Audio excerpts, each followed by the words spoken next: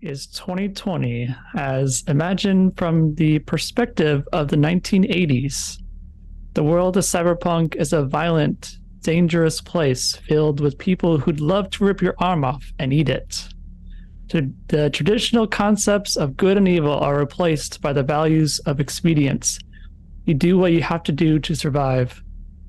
As Johnny Silverhand puts it, always take it to the edge. It's a cyberpunk way. In 1996, the United States of America died. It was not a quick death nor a quiet one. From flood, fire, and famine to martial law, along with one of the bloodiest wars on record. Roughly 100 million people died, and 50 million people are homeless nomads looking for survival in the new America. The scars of the collapse have never fully healed, and it is likely they will never will.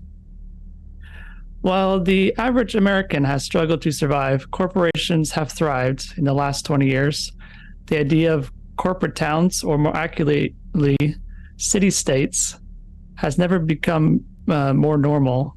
They are the only areas that can support the expense of infrastructure and remain profitable. New Angeles, quickly still known as New York City, is no exception. Beyond the false glitz of Broadway and megacorps, however, New York City is a wasteland. The streets are filled with the desperate and destitute. Large portions rot in toxic rain. Others are ravaged after a nuclear bomb that flattened Rockefeller Center during a regular workday. There's no semblance of government, no utilities to rely on, and the population is merely a shadow of its former self. 5 boroughs, 15 million people, and 50 million stories of survival. Most are tales of failure, but for some, the tales have yet to be written. The system discarded them long ago, but they refuse to fade away quietly.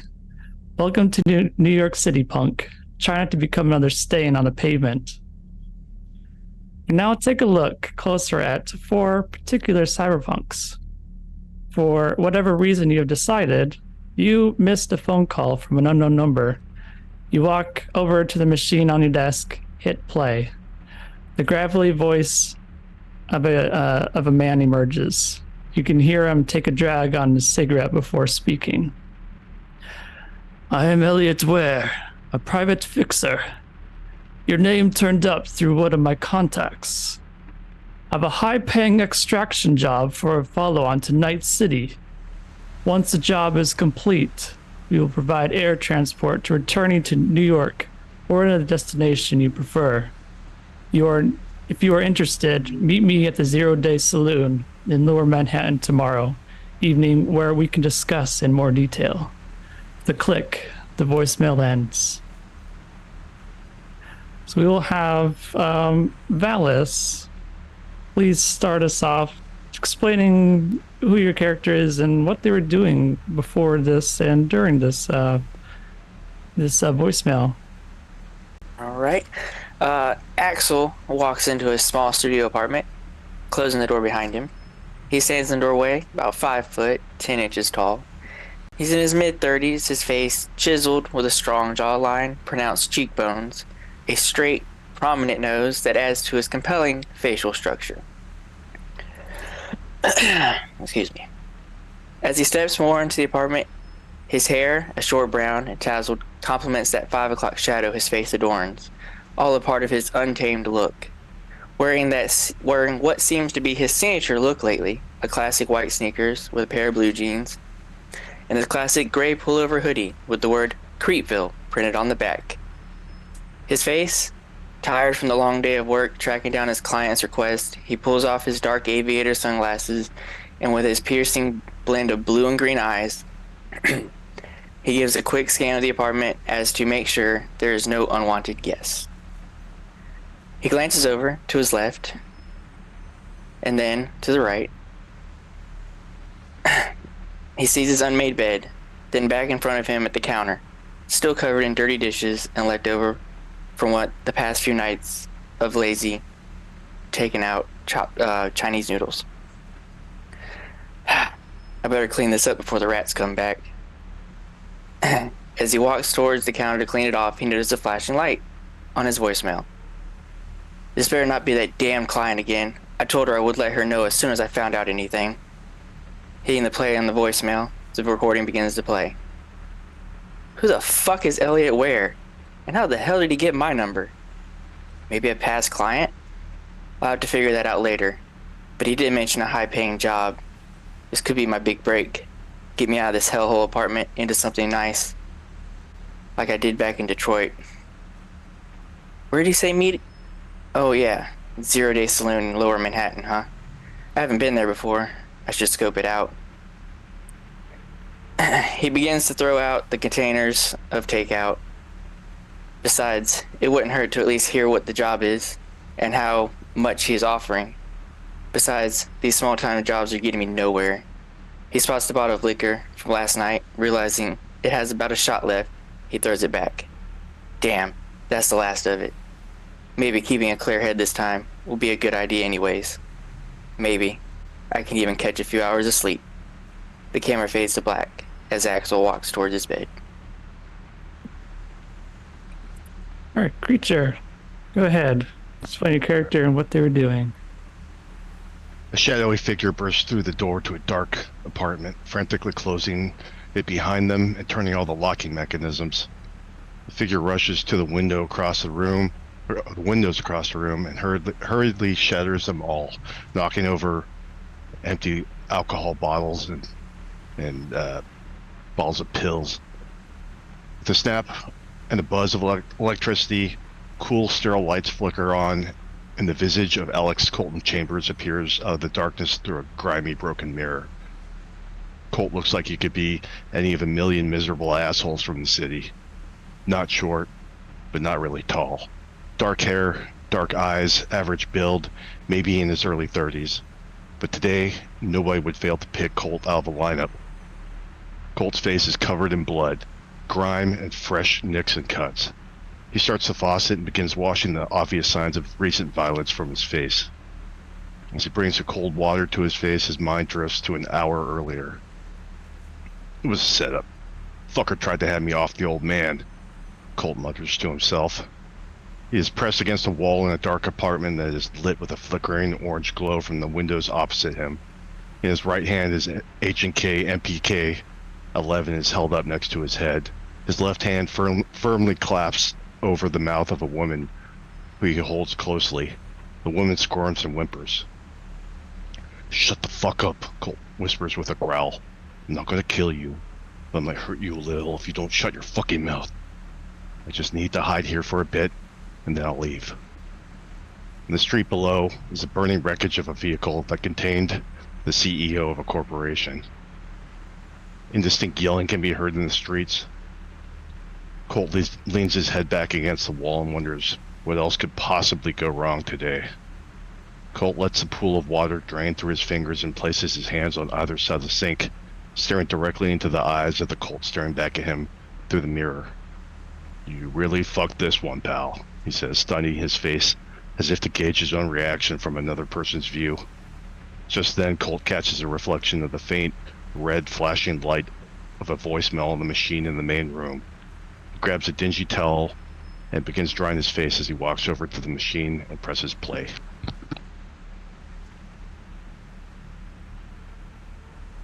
All right, thanks. Thanks for that. Okay, we're going to Little Bones next, I believe. Okay. It's not so much what you see when looking into what's going on with Mimi. It's more so what you smell. Cigarette hanging off of her lip and the distinct scent of peroxide. She's sitting up on the counter in a hotel room and she's dyeing her hair again. Some outrageous colors, of course.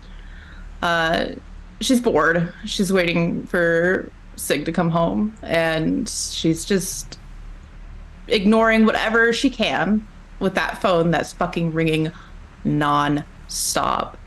Music's turned up. It's very loud. It's very punk. And she's sort of jamming and thinking about Boris. And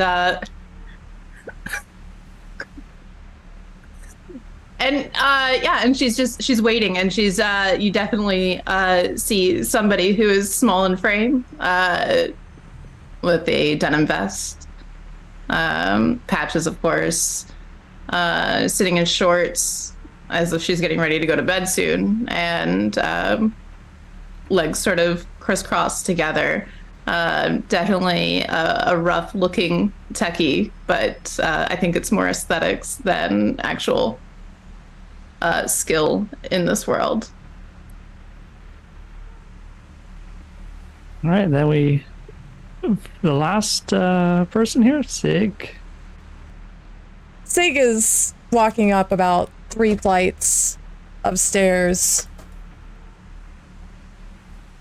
up to the hotel room, and in the hall before she even gets to the door, you can hear Mimi's music, and she's already exhausted. She's clad in all leather, cropped leather jacket. She's got motorcycle boots on. She's tall and slender. She's got the body of a ballerina, but she never had the money to get the training. You'll notice on the side of her shaved head, she has a massive scar running from her skull down into her eye and her cheek. She's splattered with blood. She has a black eye and a cut on one side. When she gets to the door, she's bangs on the door. Mimi!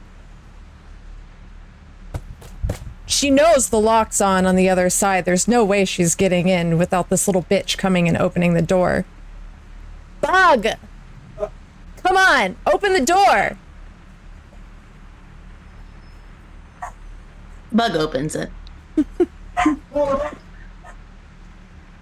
she does it with a little, like a crack. And she kind of like peeks her head or her eyes out and says, "Password?" Let me in the door, please. Oh, that was the password. Yeah. And you see the door close again. You hear the chain lock kind of undo itself, and then she'll let you in. She just pushes her way into the door. Jesus fucking Christ. They could have told me that, some scum was gonna show up and fuck the whole job. Has anyone called while I was gone? Yeah, there was a call. I didn't answer. I didn't hear it. Good. Thanks, little bug. You know not to answer the phone, right? Yeah. Mimi does this motion. Just, of course not. I'm nothing but an angel. It smells like shit in here. Have you been dyeing your hair again? You see like green and pink on either side of her head. It's still wet and she hasn't rinsed it out yet. And she just sort of shrugs. Yeah. Beautiful. Love it. All right. Okay. She kind of just steps into the room and she's peeling off her jacket and moving to the sink where there's just splatters of hair dye and peroxide, and she's kind of shoving things aside and washing her face. Hey, you mind pressing play on that? She'll do it. She'll go over to, and she has it held up for Sig to listen to. All right, all right. A little bit of cash on our way home. Fuck. How am I gonna get you back? Hear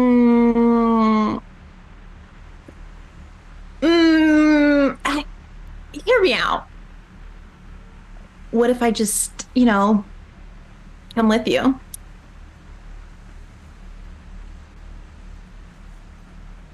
Yes, yes, yes. I think that it's time. I think that listen, and she sort of motions to some sort of electronic that has been horribly disfigured and then put back together again, very Frankenstein style. And see, I help you. Mm-hmm. I don't know, Bug. I don't know if you're ready for this. I am absolutely a grown adult and can absolutely take care of myself. Yeah. You've done a good job, but fuck. Bug, it's fucking dangerous out there. I mean, I don't really. I can bite people. We know this. You know that I am perfectly capable of hiding in very small spaces if danger to exist before us. And hear me out. I'll make you a deal. Okay? Things get really shitty. I go into said small space.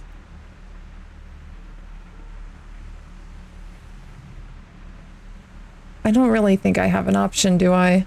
No, you don't. I'm not gonna let this one go. Yeah. Well, we got to get back to Night City somehow. God damn it. Anything to get out of this fucking city. I've really screwed it this time. All right, Bug. Score. But look. Yeah. Don't talk to strangers. Yep. Don't take anything from anyone. Right? Be smart. I am probably the smartest person that you know. That's fair. Got me there. Yeah. All right. All right. Yeah! Let's not. No, we're not going to make a habit of this. This is a one-time thing, Bug. One-time thing. One time. Just one time. Just one time. Only one time. Fucking serious, Bug. Yep. Me too. All right. Get cleaned up. I swear to God, am I ever not going to owe something extra in a hotel when we stay somewhere? Yeah. It's my artistic expression. I have to be allowed to do this. Take the radio alarm clock apart again, did you? Yeah, that's what I thought. Yeah, I did. Listen, I'm really close to maybe making a bomb out of it, so who knows? I'm helpful. I know. Thank you.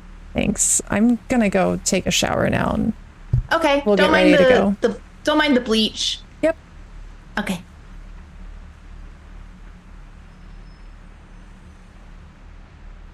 All right. So after you've all had a chance to listen to this phone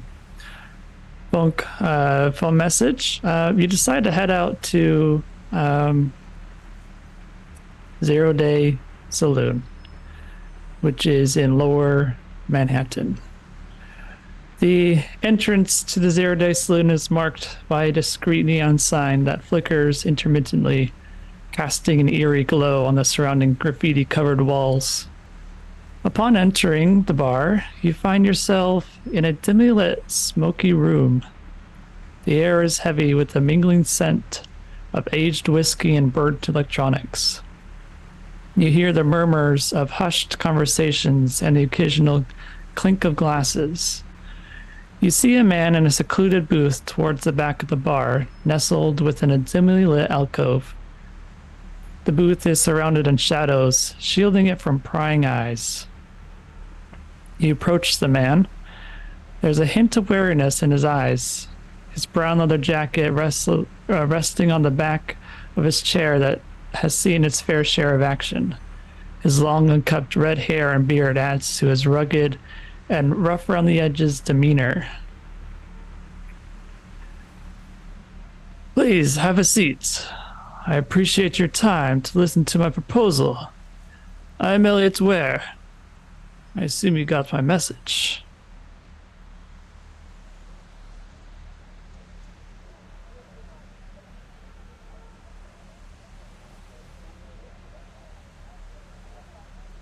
Sig is kind of gonna post up off to the side.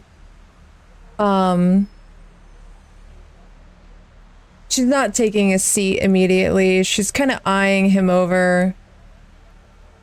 Does she notice anything about him? Anything out of the normal? Anything that maybe the untrained eye might not catch? You can tell that he's definitely been in this business for a very long time by his demeanor. He doesn't seem like he's nervous about you approaching him, even with your roughness.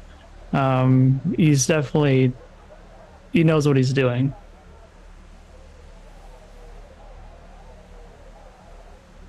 Just gonna look around to the rest of the group. And then down to Mimi. And she's gonna whisper to Mimi. Make sure you stay close to me, Bug. Mimi's a little bit maybe cautious. She's nervous, but she doesn't want to show it, and she's trying to look very lackadaisical, very just smug, and sort of just gives a singular nod.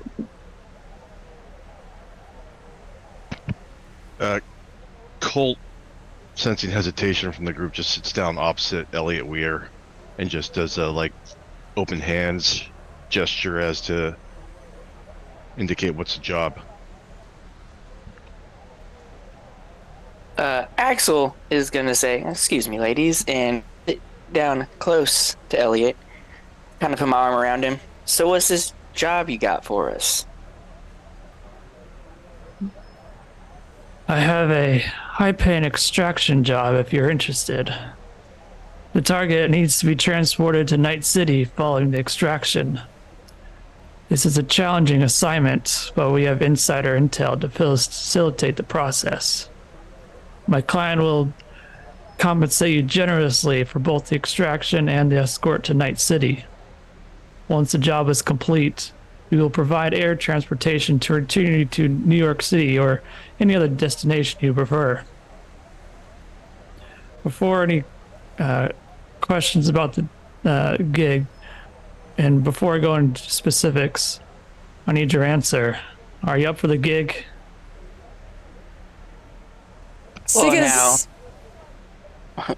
Well, now, you said lucrative. You're not going to give us a number? 5,000 eddies per person, halfway in advance, half in Night City, plus expenses and per diem. Siga's gonna step forward and place a hand on the table in front of him and kind of lean down. It smells a little bit like fish. What's the hook? Big paying jobs? Moving across country? What am I missing here, mister?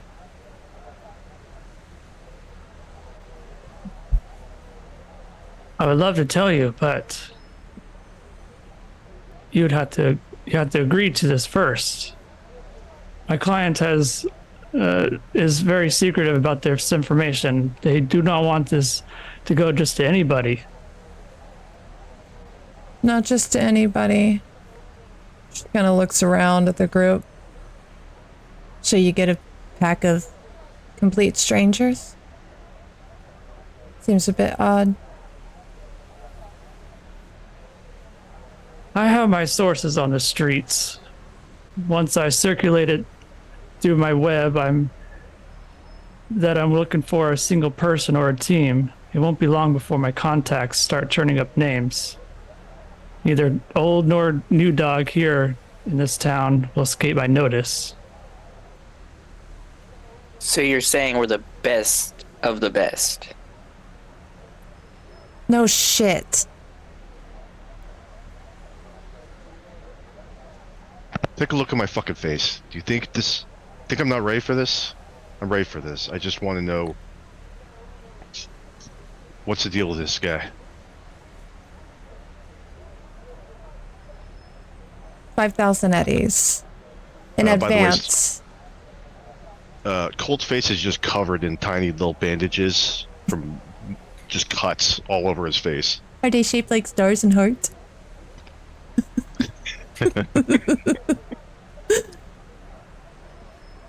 5,000 in advance, yes.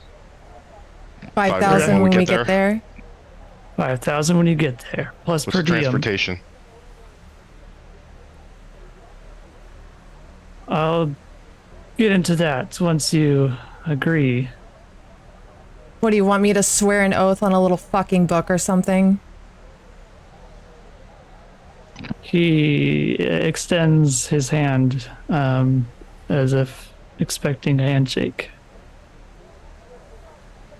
Mimi's gonna spit in her hands and then shake his with it. Jesus fucking Christ. Didn't we talk about touching people? Yeah, but I spit on my hand first, so it's fine. It's sterile. After having seen that, Colt will grab Elliot by the wrist and shake his hand, the outside of his wrist. Axel will just grab the hand and give it a nice shake. Ain't nothing wrong with a little spit. I like the way this guy thinks. Sig's gonna lean forward and take his hand and just never drop eye contact with him as she gives him a firm shake, very tight grip on that shake. He sort of winces at the pain, but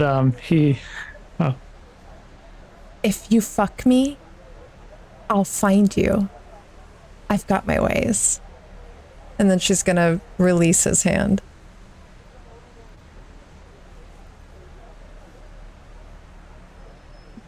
The score is this. I have been contacted by a man who works at a lab in a large warehouse building in Brooklyn along the East River. The warehouse is owned by Norcross Biomedical Research. The man has given me some details on the security system and computer network to aid you. You are to extract a girl named Adriana Young. She lives in the lab and hasn't been seen to leave it recently. Elliot slides you a picture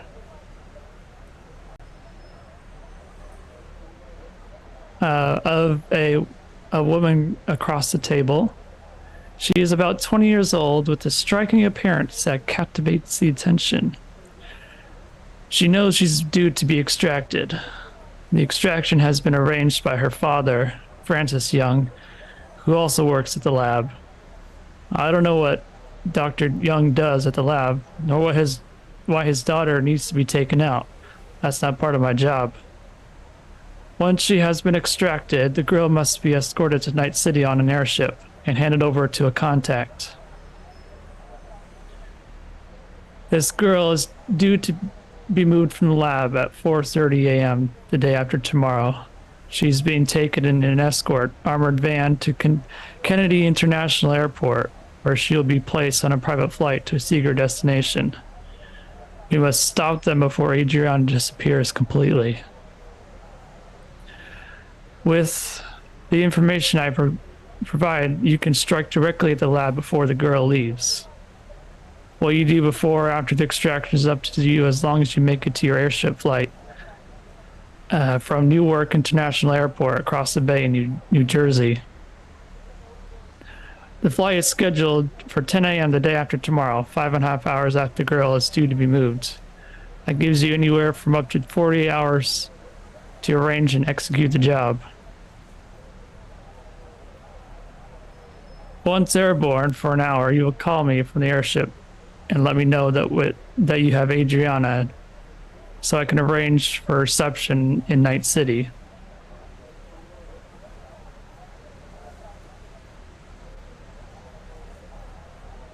That's the score. Done a lot more with a lot less.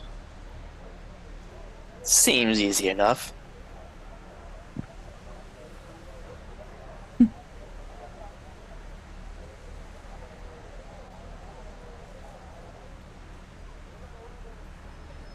You want us to just waltz in and take some woman from Biotechnica? That's what you're asking, right?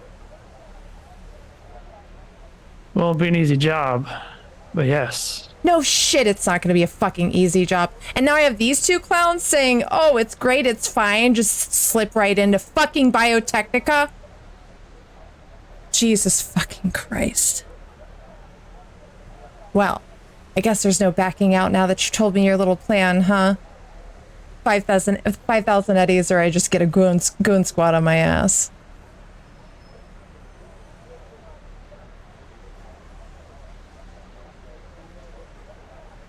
I hope you guys have some fucking ideas.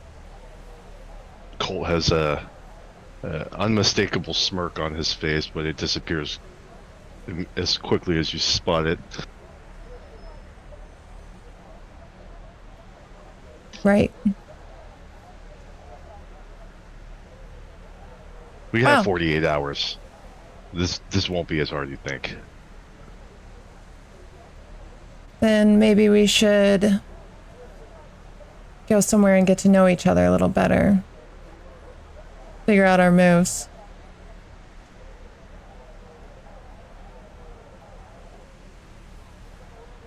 How populated is this location? It's fairly popular. There's quite a few people here. You guys have a place? I kind of don't want to go back to mine right now. Mimi and I got a hotel room. It's good for another couple days, so can meet there. She's gonna grab a napkin off the table and scrawl her address on it and throw it at the two of them.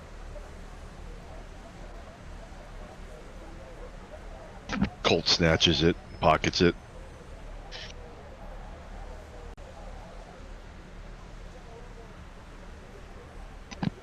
Got any more information for us?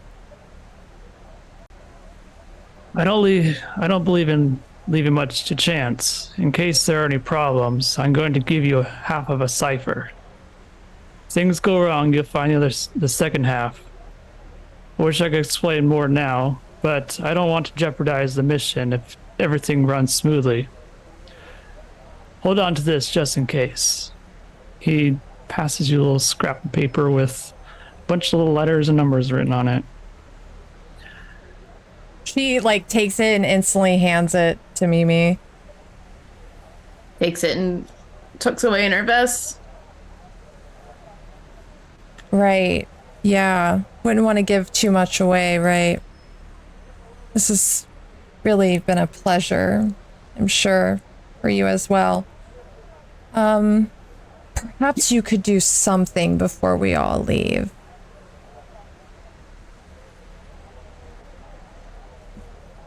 Yes. Maybe you could buy us a drink, take the edge off. You know, I could go for a little sip before goons from Biotechnica off us all. He waves his little finger, getting the attention of the server.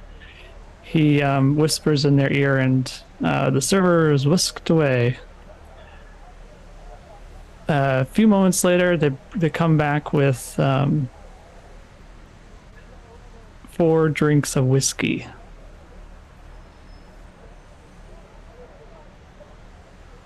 Only 4? You don't want to join in? You're a new boss and all, right? You want to have a drink with the peasants? He picks up the one he's drinking already. This whole time she's talking to him, she has yet to sit down. She's still just kind of menacingly hovering over the table next to him. And she's gonna grab her drink and hold it up and look around to everybody. Little cheers. Little send off. She's gonna clink everyone's glasses and save his for last.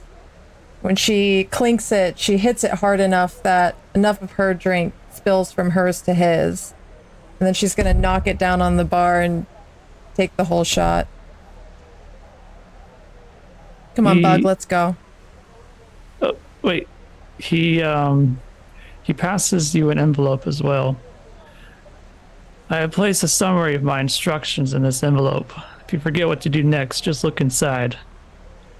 You also find in this envelope are airship passes printed in your names and one for the client under the name Claire Warren. Of course, that's not her real name. I'm sure whatever we are stealing for will be I'm sure whoever we are stealing her from will be searching for you. You also find a copy of the warehouse floor plan, guard posts, and cameras. Further, Included is a debit card and associated PIN for your journey should something arise.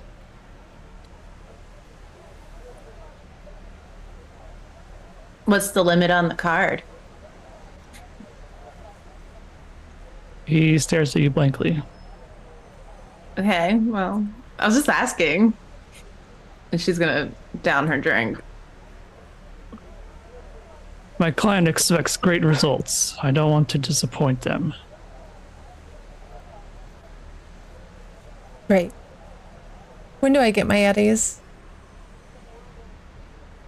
He pulls out his little wrist electronic, little tether.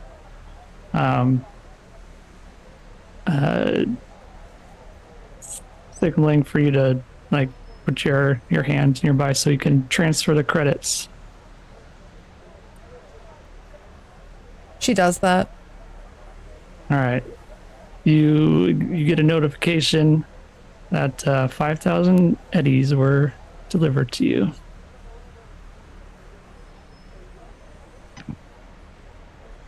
The Colt scans his hand as well. Yep, he does that for all of you. Great. 48 hours. All right. Would you want me back at your place? Couple hours. I'm sorry, what was your name? You can call me Colt. Colt. Yourself? Sig, this is Mimi. What about you? She looks at the one that's been schmoozing with the fixer. You can just call me Axel. Right. Well, now that we have the niceties out of the way. Is that all? Have a safe trip. Plan to. Right. She starts walking off with Mimi. Gonna look down to Mimi. That fucking cocksucking gonk. I swear to God.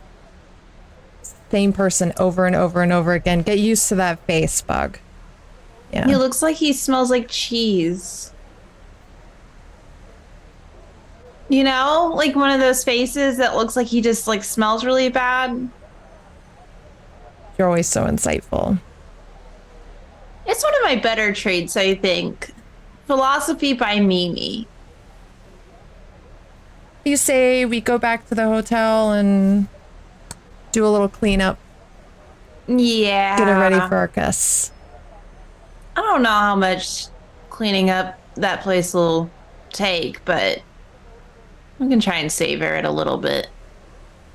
Well, I guess it's a good thing you got some money because you're going to be paying that bill. Welcome to your first job, baby girl. Ah, yeah.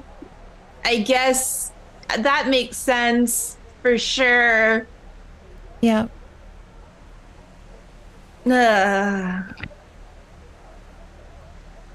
Colt holds out the address of Sig and Mimi to Axel as if to hand it to him to psych out a few times, and then hands it to him. He's like, I memorized it. You can have that. See you there. All right, I'll see you there. I'll walk out the establishment.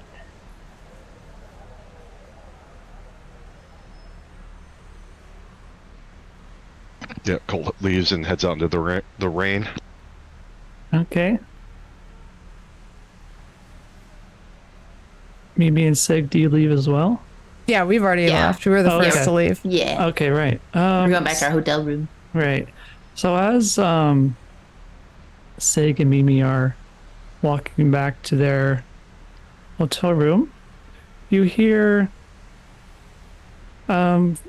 someone shout the name Minx. Minx. You turn around and you see a tall woman in her 30s. She's wearing a black long black jacket. She has cybernetic legs. She has her hood up to protect herself from the rain. She's waving to you. I think at first when Sig hears that name, it doesn't like really register. She's continuing walking, and then after like a couple calls of it, she's like, fuck. And Mimi would see her face like instantly drop and get a little worried. And then as she slowly turns around and takes in the vision of who it is, holy shit. Scarlet? Is that you? Is that really you? It is me. How you doing, Minx? It's been so long. Oh my gosh, what happened to you? You have cuts and bruises all over you. Yeah, well, you know, had a little profession switch about a decade back. Don't worry about me. I've been fine. I'm just here on a job with kind of turns around and glances to Mimi. That's my sister. You remember I've told you all about my sister, Mimi. And oh yes, Mimi. Hi, Mimi. We've never met, but it's so nice to meet you. Hi. And Mimi looks very awkward. She doesn't really know how to like interact with people outside of Sig, and people who aren't like far away in a way that she can talk to online. She meeting actual humans is very strange for her. She just sort of is just shaking. Are you still at the Void? Are you same old, same old? Yeah, I'm still at the Void. But you wouldn't believe it. Last week, an Arasaka guy came in, fucked his brains out, and now he asked me to go to Night City and be in his new Dream Dance bar that he's opening up. So next week, I'll be in Night City. With Arasaka? Yeah, isn't it great? I mean, just... And she would definitely see the concern settling into her face. Look, Scarlet, you know that you were always one of my closest friends back in the day. And I would never steer you wrong, but I just... Some things aren't worth it. And some things are going to cost you a lot more than what's already been cost. You know what I mean? I do, but think of the money. They promised me twice as much I was making here. Yeah, well, one day you might wake up and all those savings are gonna go to keeping you alive. So, money comes and goes. Money like that, it's normally not a good deal.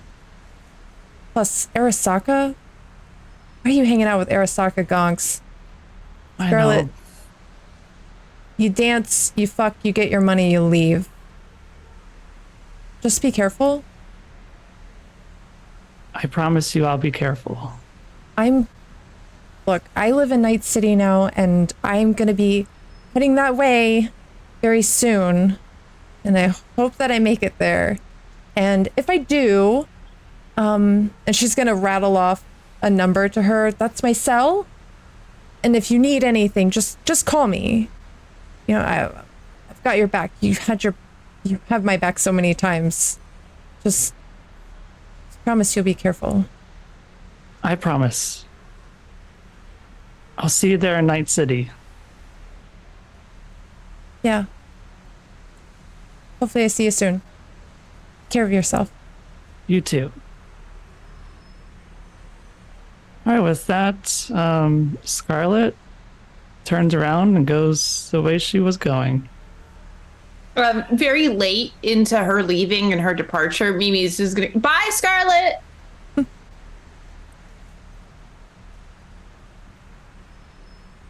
All right, so the four of you make your way to Sig and Mimi's hotel room. Mimi cleaned up a little. There's less hair dye.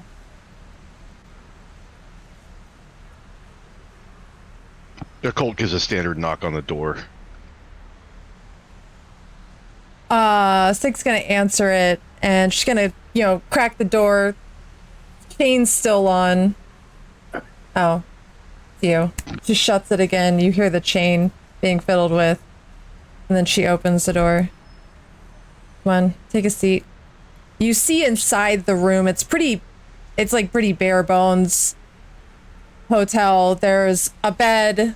There's an area where it's like a sink and a big mirror that leads into a bathroom off the side. And then there's like a little area with 2 chairs and a small round table sitting there.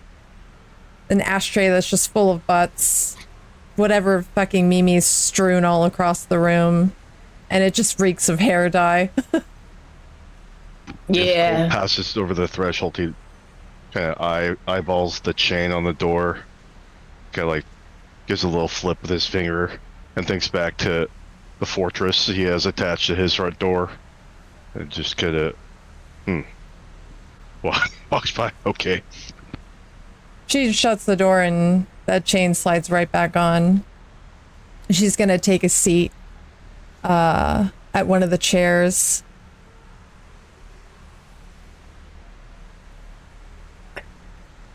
I'll walk up and sit down next to you in one of the chairs. So, you got any ideas yet?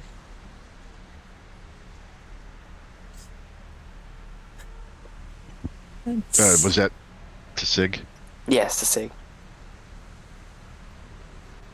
I don't know, it seems like we're expected to pull a miracle out of our asshole, boys.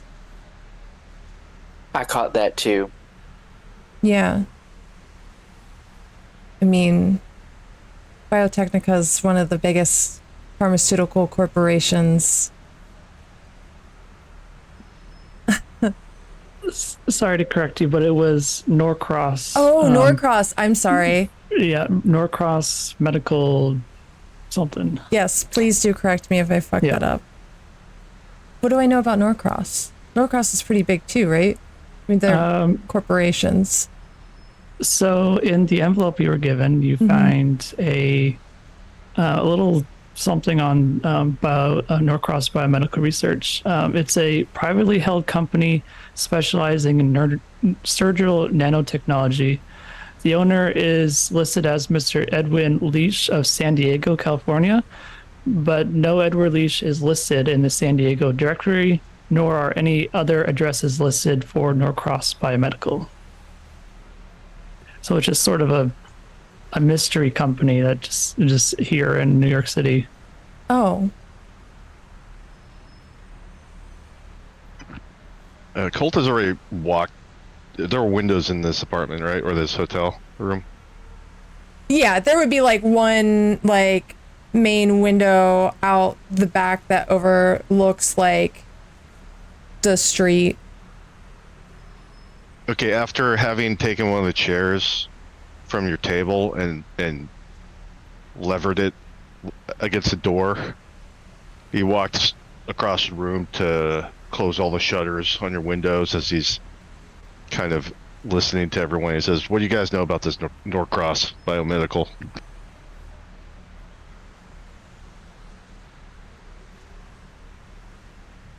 Axel wouldn't know anything.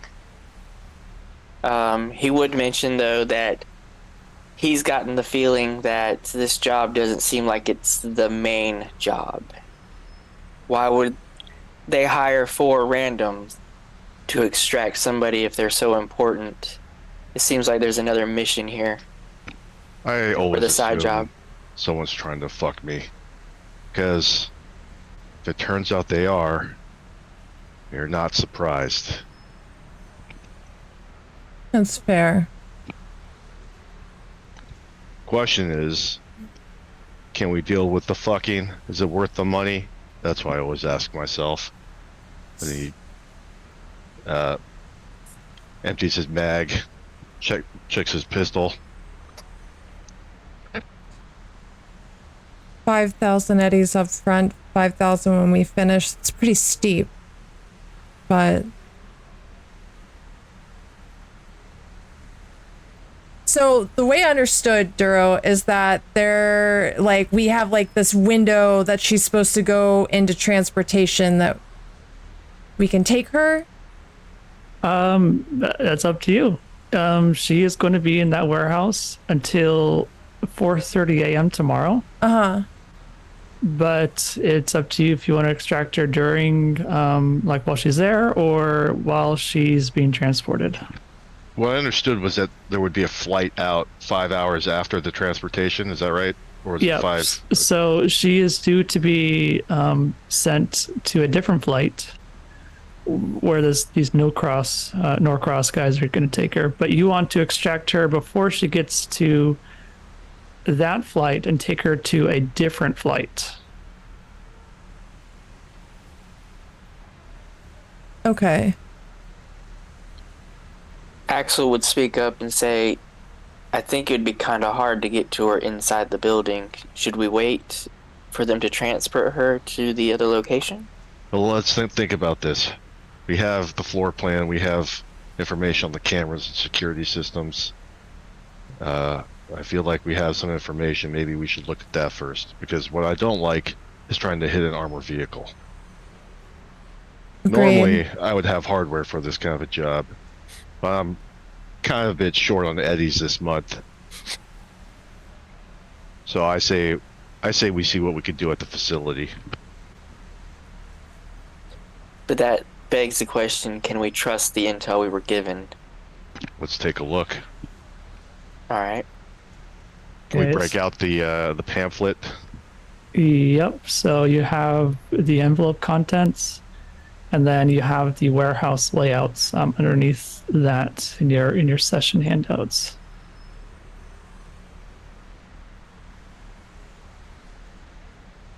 On those warehouse pictures, you'll see the cameras. You'll see each where the guards are.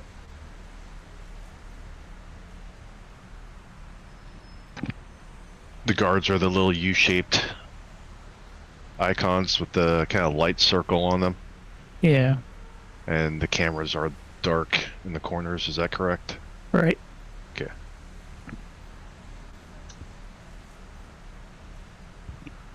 Did he say which floor she was on?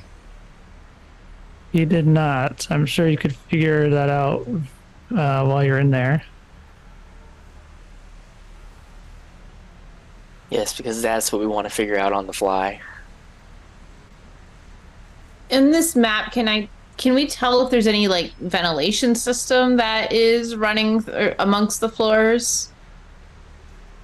No, you cannot tell from this. So, question about the second and third floors. The things on the ends, the right and left ends, are those stairs? Those are the fire exits, yes. Okay.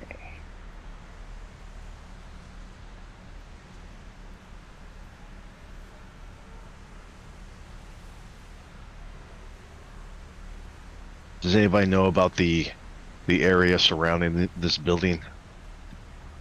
You can go investigate it.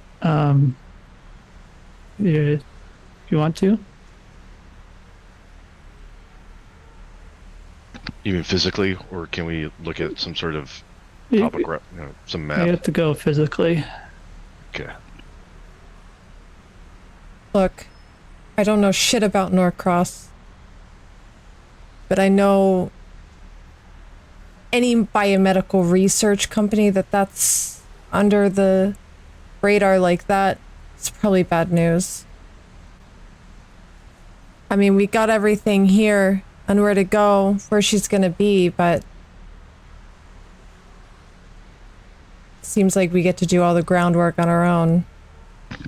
We didn't catch a route for this transport, did we?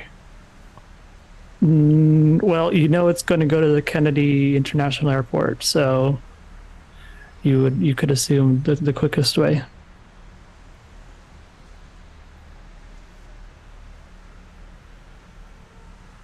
We could go scope it out tonight. See what it really looks like. If there is any, smaller passageways, I could probably wiggle my way through and jimmy locks and probably cut my way through it pretty easily. The guard layout is what they assume is what they have. It's not like a. It'll be exact. It'll be exact. Okay. Mm-hmm.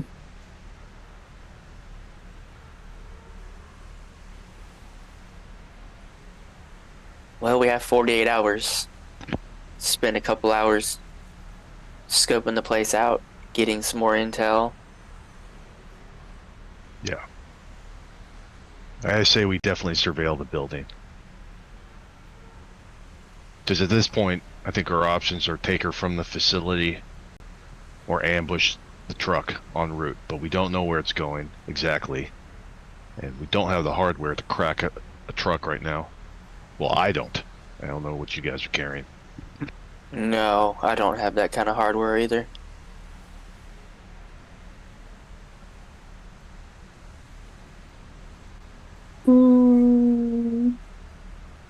She's gonna look over at Sig and sort of like make the motion of like explosions with her hands, like boom, like boom.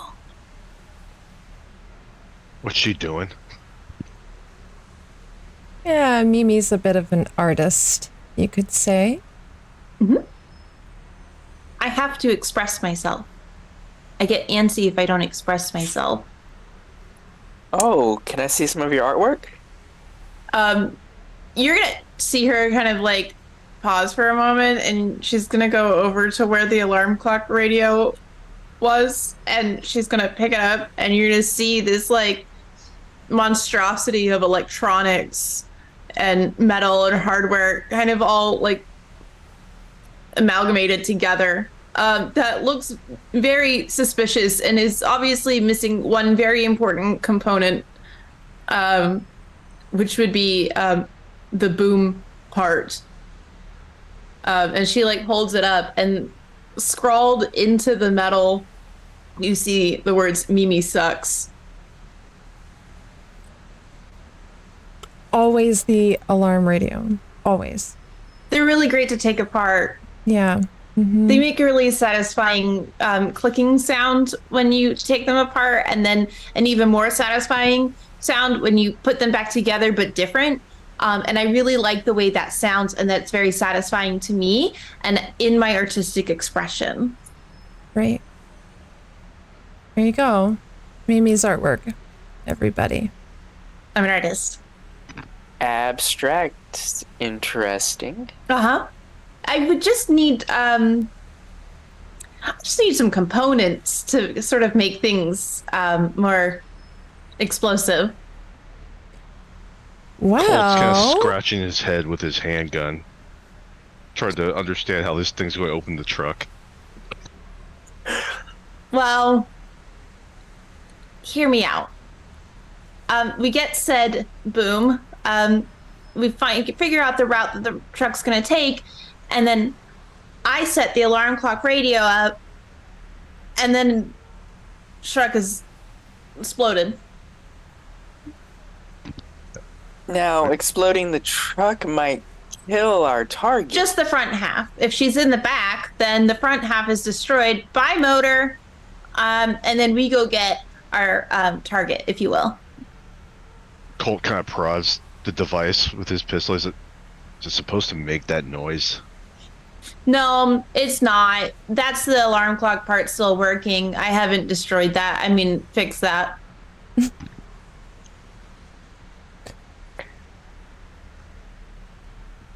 Colt looks at Axel and looks at Sig, kind of looking for an answer as to how hooking explosives to this isn't going to kill everyone around us.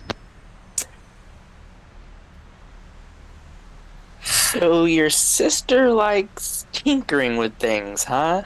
right. Would you like to say something about my sister? She's an artist, for sure. That's good. Yeah. Just gonna look over to Colt. I say we do a little recon.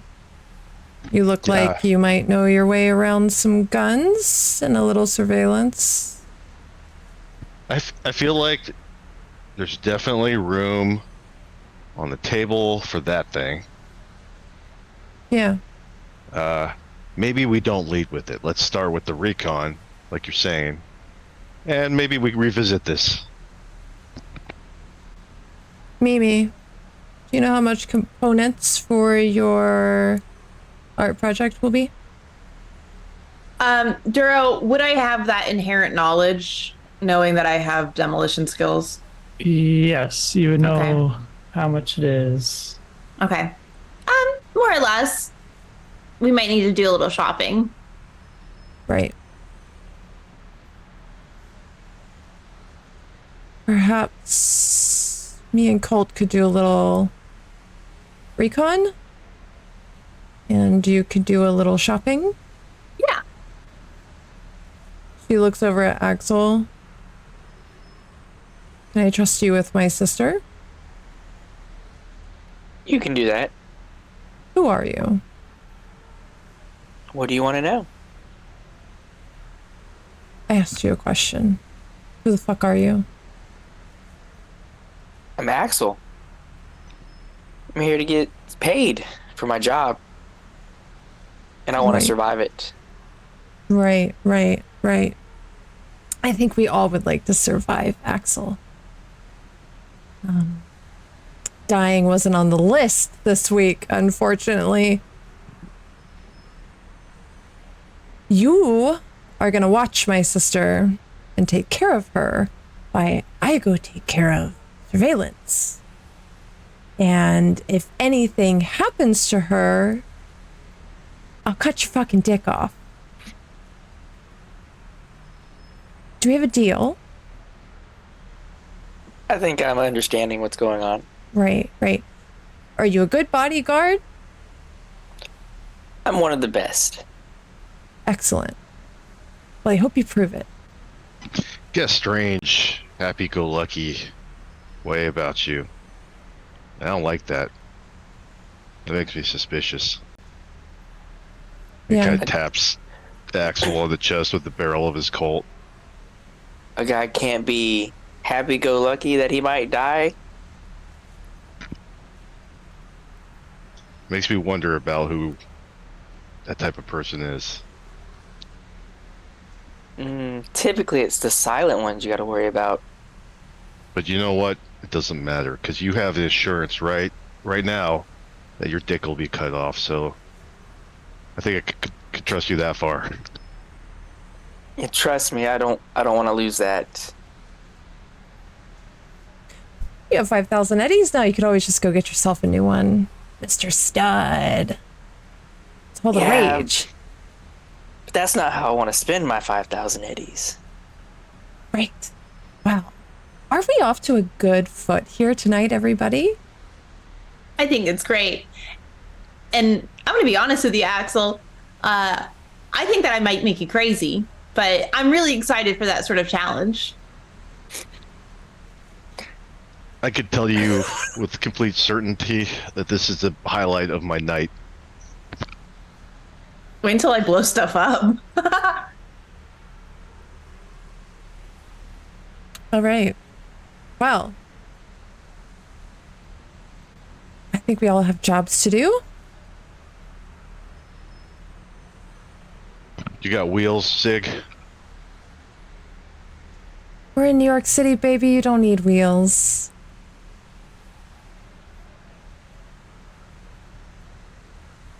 I'm assuming you don't. I don't know. This place is kind of a big shithole. Welcome to the city. Wait till we get to Night City. You ever been there? I'm from Night City. Well, then you know. Can always get worse.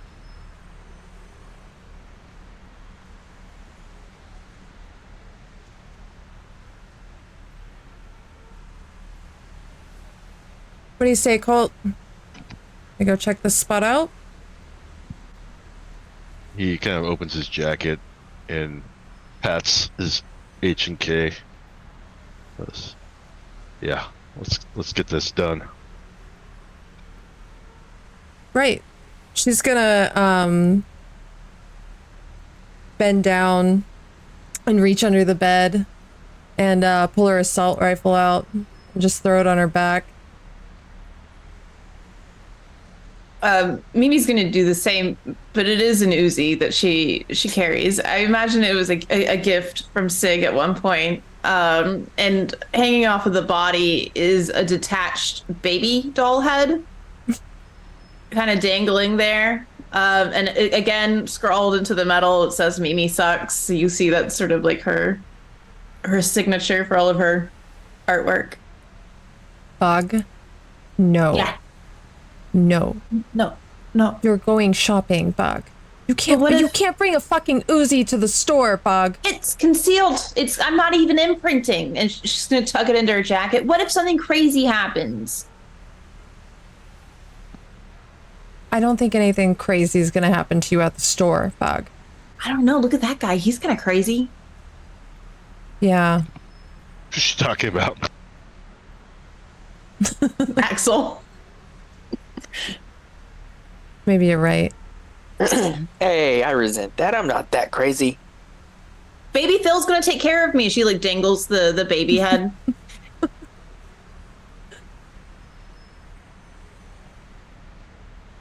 You don't have anything more compact. Nothing. She like groans and like pulls out her switchblade. Yep. Bye. You're just going to the store, Bug. No detours. No detours. No detours. No detours. We don't Got talk it. to strangers. Don't talk to strangers. We go to the store, we get what we need. We go to the store and we get what we need. And then we come back home and you Yep. make art. And make art. You make beautiful your art. art. Beautiful art. Yes. Yes. Best goddamn artist I know. Yes. Right. Colt has moved back to the windows and is like kind of peering through a blind that he's pulling down with his finger to see if anybody's out in the street. Suspicious. Okay. Uzi stays home. Baby Phil stays home. I'm gonna kiss Baby Phil and then put it back under the bed.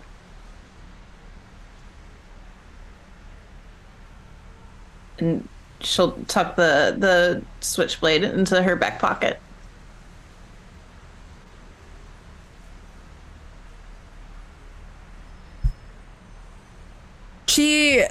Sig also removes her rifle. Yeah, I don't know what the fuck I'm thinking. I just probably shouldn't be walking around with this either. Maybe take a page out of my own book.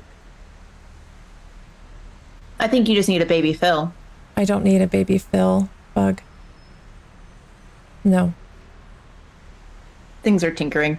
You can tell in Mimi's head, like she's thinking of ways to modify your assault rifle. God damn it. And it's like a kaleidoscope of baby doll heads and like race cars and things like that, kind of moving and spinning. No. Can we determine another character's augmentations with awareness, Duro? Yes. I guess it depends on which ones. Eyes. Specifically Sig's. Yeah, let's give a awareness check, please. First roll of the night. Yep, Ooh, there it is. That. There she Okay. is. Was it just a D10 plus? D10 plus your awareness plus your oh jeez, I forget what it is. Just roll it. Just a roll button. Awareness. Okay, I will roll a D10.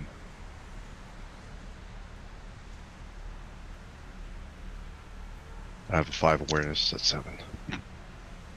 Okay. You could just click on awareness. Yeah, click on it.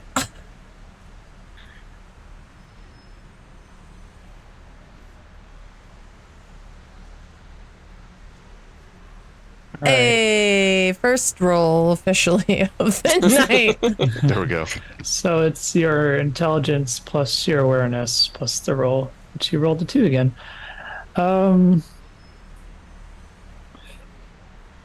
Yeah, I would say, yeah, you would notice any sort of eye augmentation.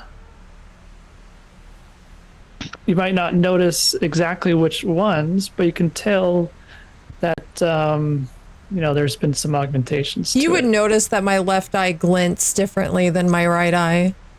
Yeah, there you go. Looks like you got a bit of hardware in those peepers. Or that peeper. Sig, what you get? Where are you running? Got a little infrared, a little low light. Things to help me see in the dark.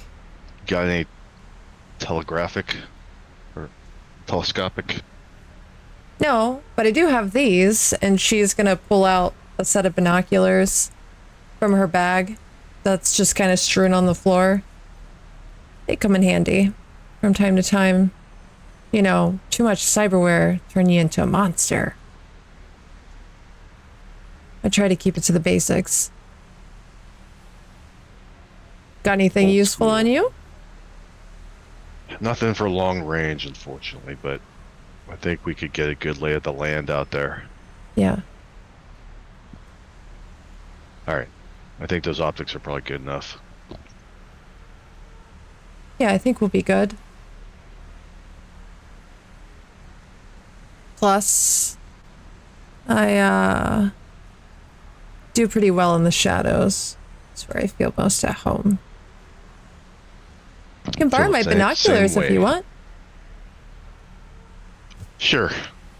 Just gonna hand them over. Tucks him into his coat.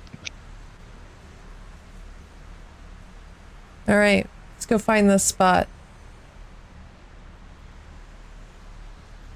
As they're like walking out the door, she's gonna turn and look at Axel and do this, and then close the door behind her.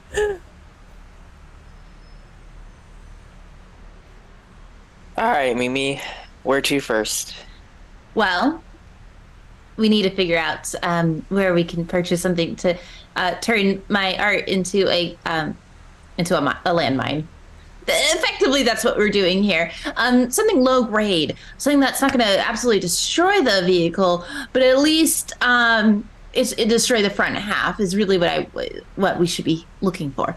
And she's going to sort of like ramble off like the technicals of the whole artwork process, and she doesn't really stop to breathe or for you to ask questions or get a word in edgewise. You can tell that she's very impassioned about her art. Okay, now breathe, take a breath. It's okay. I just really like it. We're gonna have to find a store. Yeah. Duro, would I know anywhere close by? So no. Mimi would know that the explosives required for this is highly illegal and would need to be sourced from less than legal entities. It's not that type of shopping trip, Axel. We've got to go talk to some sketchy people. And Sig told me I'm not allowed to talk to strangers, so you kind of have to talk to them. And you have to pay Okay. for it. I'll pay you back.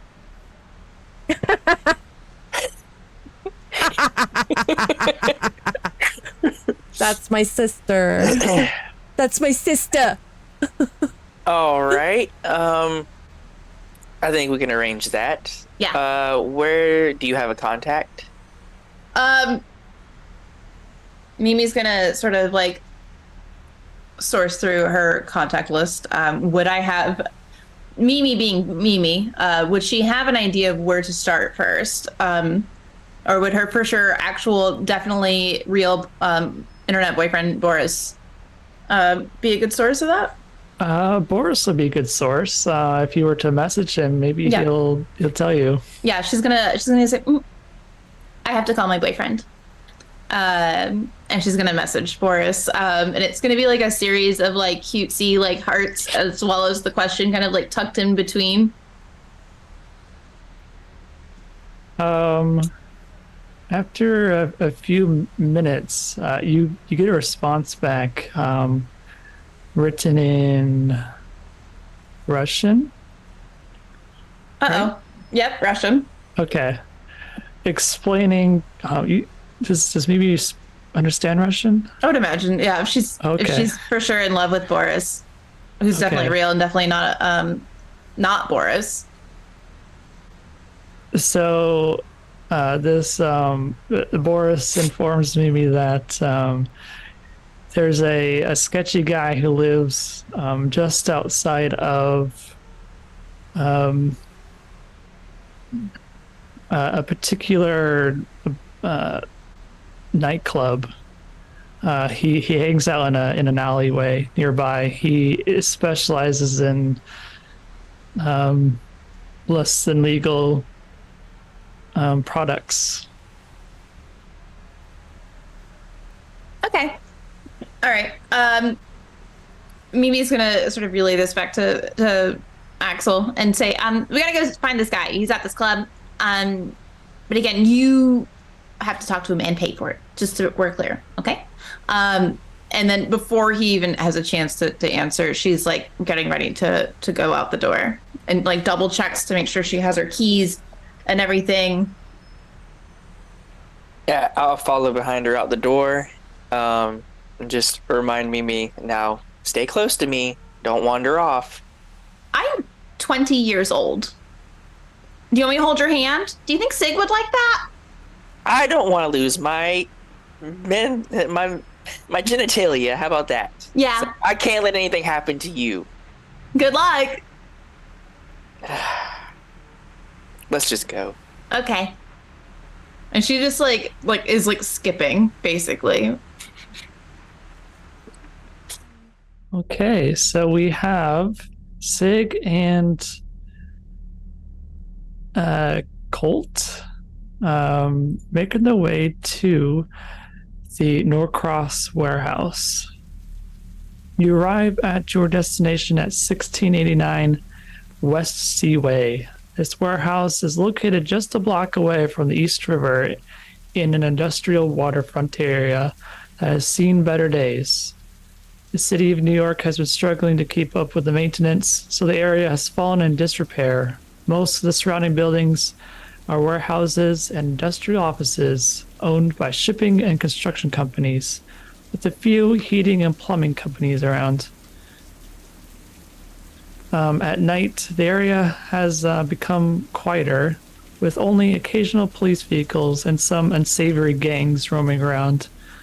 Some buildings nearby have been abandoned and taken over by squatters or gangs.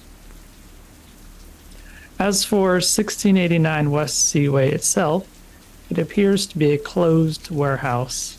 It's a 3-story building, quite large, about the size of a small city block. There are no signs of logos on the building except for the address. Entrances are on. I'm sorry, go ahead. Okay.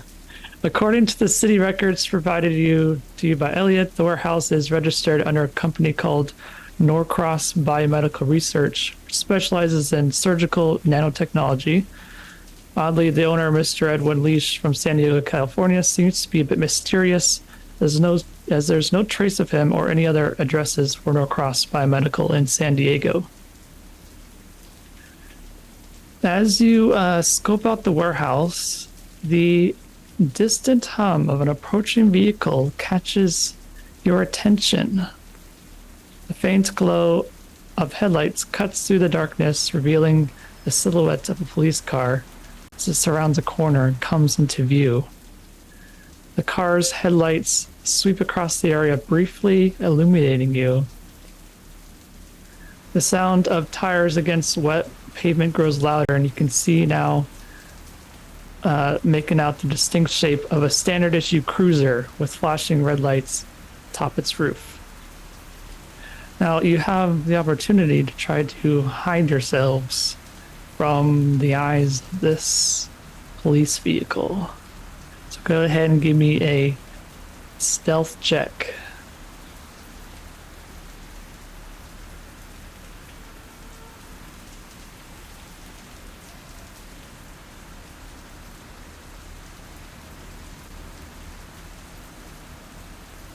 Okay, those are pretty good rolls.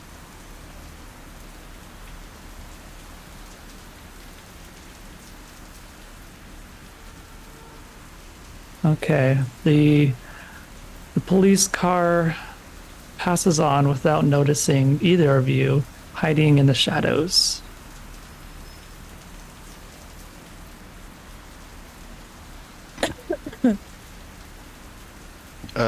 Dura, did you say there were visible entrances from the street?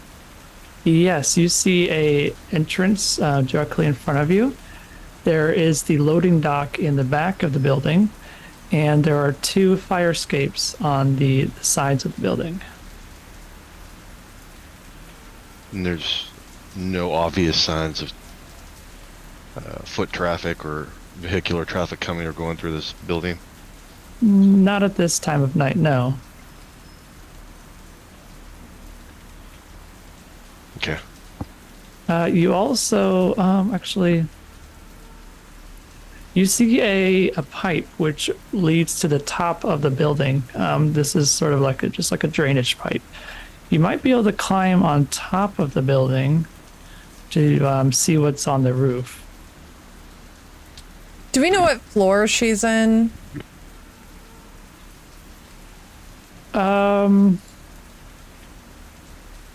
I'll say you were told that she's on the 2nd floor.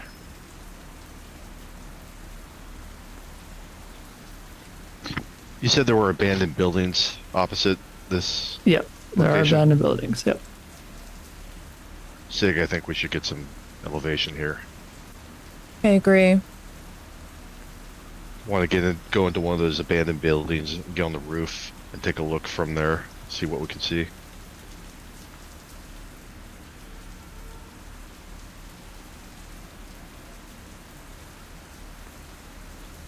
So Colt's going to go into one of the abandoned buildings and make his way up the stairs. Yeah, I'm gonna follow.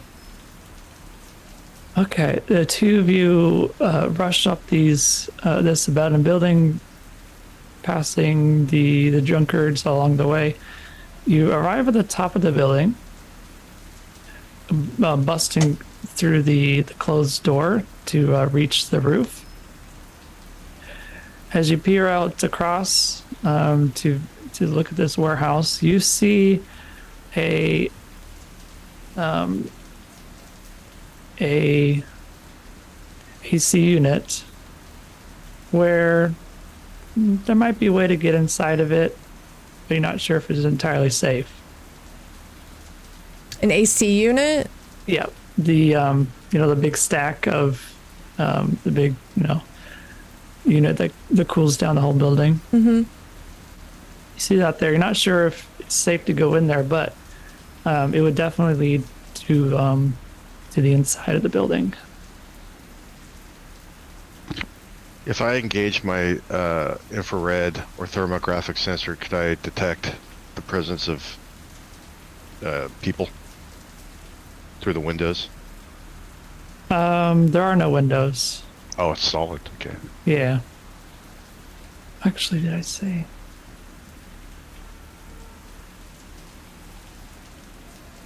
Okay, so there are windows. Only on the top floor. But you do see the occasional person walking across. There's not a huge lot of traffic going across right now.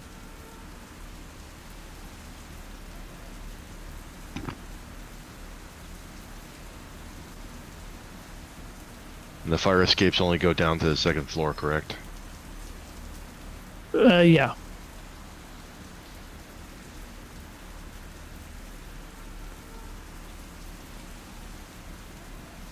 I think I see 3 points of ingress, Sig. The pipe to the top through the AC unit. The 2 doors on the ground, the door on the ground level and the loading dock, I guess that's 3. We could also go in through a fire exit. Well, Mimi said we could probably get her into an air shaft, then she could do a little recon inside. She's not necessarily known for being the most quiet person.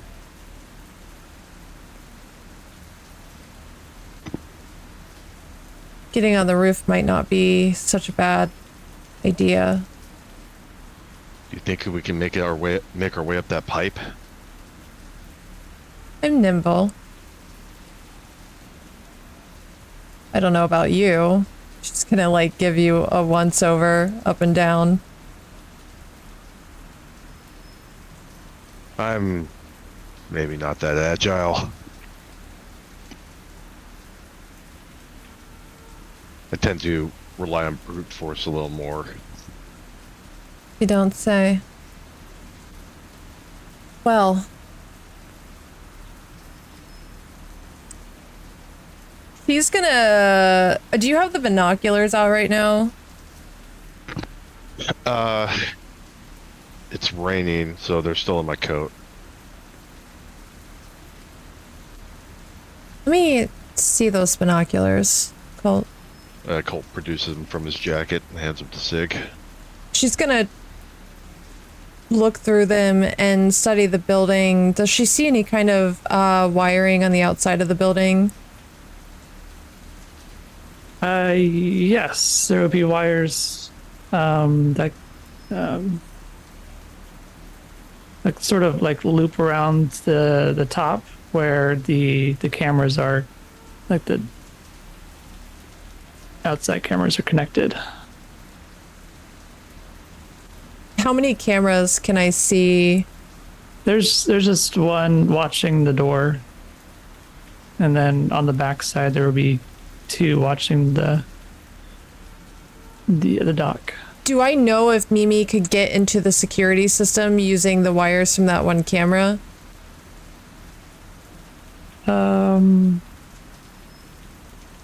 Yeah, you would know she could do that, yeah. There's a camera on the door. We got Mimi here, we might be able to get a peek inside. Otherwise, I don't know about this one. This is really risky shit. She seems pretty good with machines, and he thinks back to the amalgamation of devices she had obviously fused together for some purpose. What if we got her near a computer console? What could she do? A data term. Do I know? Thorough? You could at least jack in and look through the cameras. Does she know security? I don't know, she seems kind of strange. A lot of security guys I know are kind of a little off. Maybe she could shut all those cameras down. She could get us some eyes on the inside at least. Do you think she could disable those doors? I bet those are computer locked. We can possibly gain access that way. I don't know if going in through the front door is going to be the best idea unless we want to start a firefight. Perhaps not. But if we have a distraction going, who knows? I don't know, it's weird company, underground, quiet, small. I could potentially try to infiltrate myself. A little smooth talking, but this gives me the idea that maybe this is a small group. Most of them probably know each other. It might be a little harder, but you never know. Maybe they're so secretive, they're secretive from each other. I'm of the school of thought that it's best not to let them see you until they're dead. So I say we stay under the radar, we infiltrate, and we try to sneak this girl out if we can. Otherwise, we go loud. Yeah, well, let's just hope it doesn't get too loud. Dora, were there any vehicles parked at the Loading dock. No, you didn't see any yet. If there were, they would be inside because there's a gate that goes down across the loading dock, so they would be inside. Do we have a vantage point to like get around and see the back of the building? Yes, you would just have to, go to a separate building because it has to go on, onto the street. Right. Yeah, we have time. Still have plenty of time. I say we get some eyes on the back of that building. Maybe it'll open up some opportunities for us, things we haven't seen on the front. I agree. Sig's gonna take the lead and she's gonna head over to a building that gives her a vantage point to take a peek at the back. Okay. And Colt follows behind her. You go to a different building, and you find, there's a large gate which protects the loading dock. There's also 2 guards posted outside, as well as a camera shooting out towards the street, so they would, you'd be able to see just outside the loading dock. Couple of gonks on the dock. They look ripe to catch a few slugs, don't they? Bet it's not just one.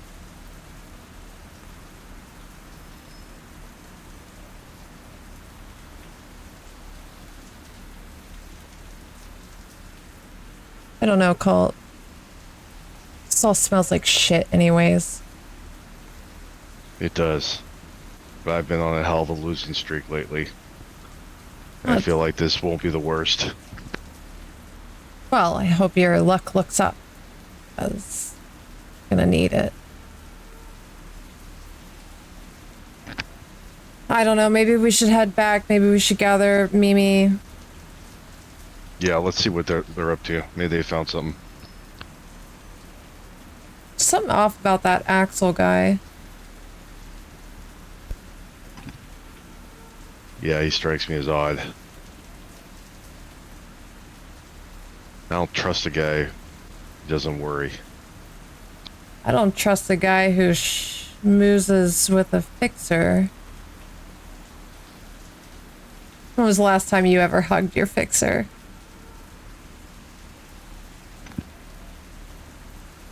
Never. Yeah. We don't meet.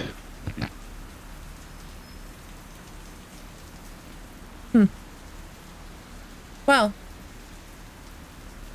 I don't know. I don't think there's anything else to see here unless you want to make some dumb moves, which is probably not smart with just the 2 of us. Easily overran. Who knows how many men they have inside that building. We should head back. Agreed. Okay, so the 2 of you head back to the hotel while Mimi and Axel are just arriving at outside the let's see, the Diego and Maria bar, where they are expecting to meet a peculiar person who will sell them some blow-up explosives, whatever you want to call it. You find the nearby alley where you find a man in a large trench coat standing quite odd. He's hunched over like he's unable to hold whatever is in his jacket. He's got crazy hair that's shaved on one side and sort of like here, just strange look. He noticed you 2 approach him. Yeah, Mimi is fascinated by this man immediately. Hold on, Mimi. I'm doing the talking. Right. And watch. Right. Sure. I'll step in if you need help. Okay. You weren't giving a name for this man, were you? She checked her messages from Boris. Was I given a name? His name is Jangles. Jangles. Jangles. Jangles is the name. Jangles. Huh. Okay. I'll casually walk up to him. Jangles. Is that you? Yes, I'm Jangles. Door, is that Welcome you? to Jangles Emporium. It is Door. How'd you know?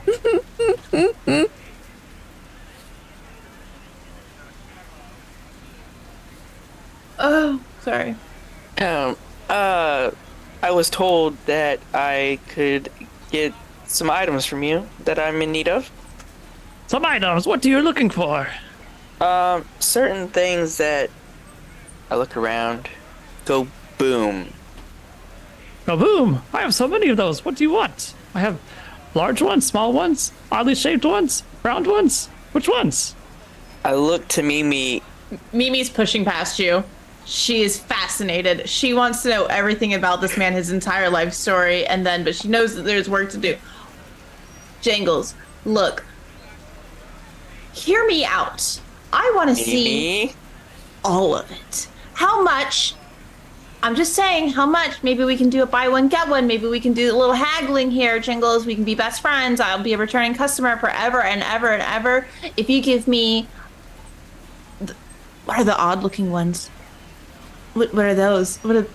I will step in front of Mimi and I was told not to let you talk to strangers. He's not a stranger. He's Jingles. He's a stranger. Hi, Treat him such. Jingles. My name's Mimi. Will you shake my hand now? This is not what's going on here, Mimi. I'm doing the talking. Fine.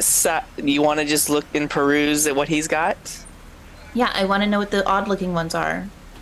It's very Jingles, important. what are the odd-looking ones? He digs into his jacket. He pulls out one that looks like a pineapple. How much for the pineapple one? Wait! I don't know anything about it. How does it do the work? How does it explode? You see him take the top and just begin to twist it, Uh-huh. and then it would pop off, and you'd see a little button on the top. Oh. It's beautiful. Okay. More specifically, Jangles. Sorry, Axel. I'm looking for a landmine. But I also want the pineapple. I'm not paying for the pineapple as well. I'll pay for the pineapple. A landmine you want? Yeah. I've got something just for you. He pulls out another part of his jacket. A big, square piece of, it looks like plastic. This is flat fire. I'll make anything blow up to smithereens. I'll take it. And the pineapple. He reaches back into his jacket and pulls out a plastic bag and puts them in. Is it like a thank you bag? Like Yeah. a Chinese takeout? Thank God. Okay, how much do I owe you, Jangles? That'll be 800 eddies. 800, that's it? Outstanding. You've got yourself a deal and a returning customer, Jangles. You don't happen to travel south or north or west or east or anything. Mimi? Why do you want to know? Because I need more pineapples. You can be in contact later. We'll get his contact. It's actually written on the bag. He has his contact information on the bag. Amazing. Great Jingles. marketing. I think I want to be your best friend. I don't think that's wise, Mimi. I think you should mind your business, Axel. I'm just trying to make sure you get back in one piece and I get to keep my manhood. Yeah, well, Jangle's my new best friend, so it's fine. Anyway, and she's gonna take the bag, and sort of stare like lovingly at this pineapple. Jangles, how would these things fare under modification? These are quite stable. You should have no problems altering them to fit your needs. I'm something of an artist, and I appreciate that. And she's gonna look back at Axel and say, "Okay, I'm right. Wait." And she's gonna take a Sharpie or something out of her pocket and just write on the wall, "Mimi sucks." And then okay, I'm ready now. And she'll start just like she's like skipping. She's so excited. You cannot contain any of the joy in her heart at the moment. Mimi, we gotta pay. I paid him. I give him the money and the chips. I'm just gonna. Do you accept my payment, Jingles? Yes, he takes it from you. Outstanding. Okay, she goes. She's gone. She's off into the night. Good luck, Axel. I am chasing after Mimi. She's just sprinting at this point just to torment him.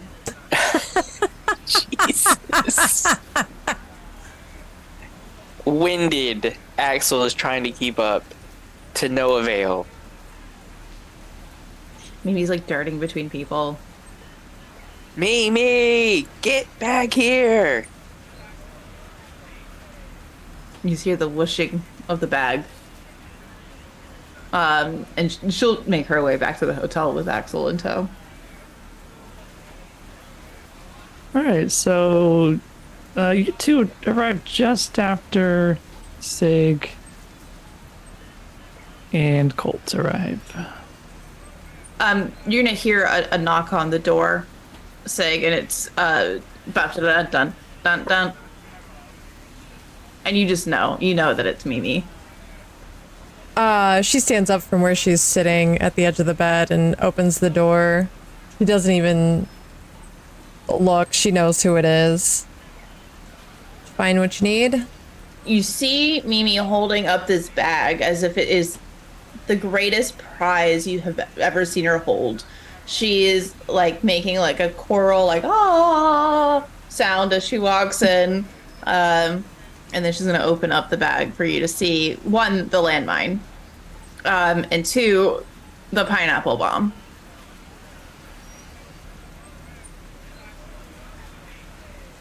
A pineapple? One moment. And she's going to very carefully place them down on the ground, and she's going to pull the pineapple out of the bag and then unscrew the top like she saw Jingles do and show the button. It's art. Well, it's going to be art. Some alterations to be made, but it's art in the process. Colt, who has his submachine gun, he's just setting it back down after the knock. Looks like he's about to dive out the window. She's just holding up a pineapple bomb. It's not set yet. It's fine. I haven't detonated it. It's at this time Axel finally makes it up the stairs to knock on the door into the apartment. Because she has left me. Yeah. I might have skirted Axel. Mimi? Yeah. How does that detonate? Button. And would you please put the cap securely back over the button? Okay. She like makes like very odd eye contact with you, Colt. Thank It's you. safe now. Thank you. I appreciate that. And he doesn't take his eyes off of her or that bomb as he sits back in his chair. Right. Sig gets up and opens up the door. And she's just kind of eyeing Axel.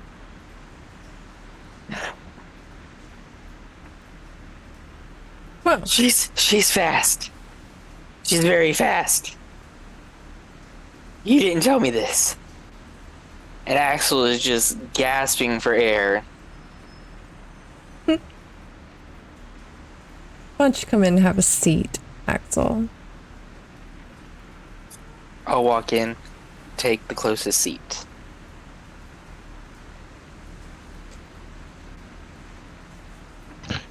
Colt has all the contents of the envelope kind of spread out on the table, and he's looking over the floor plans.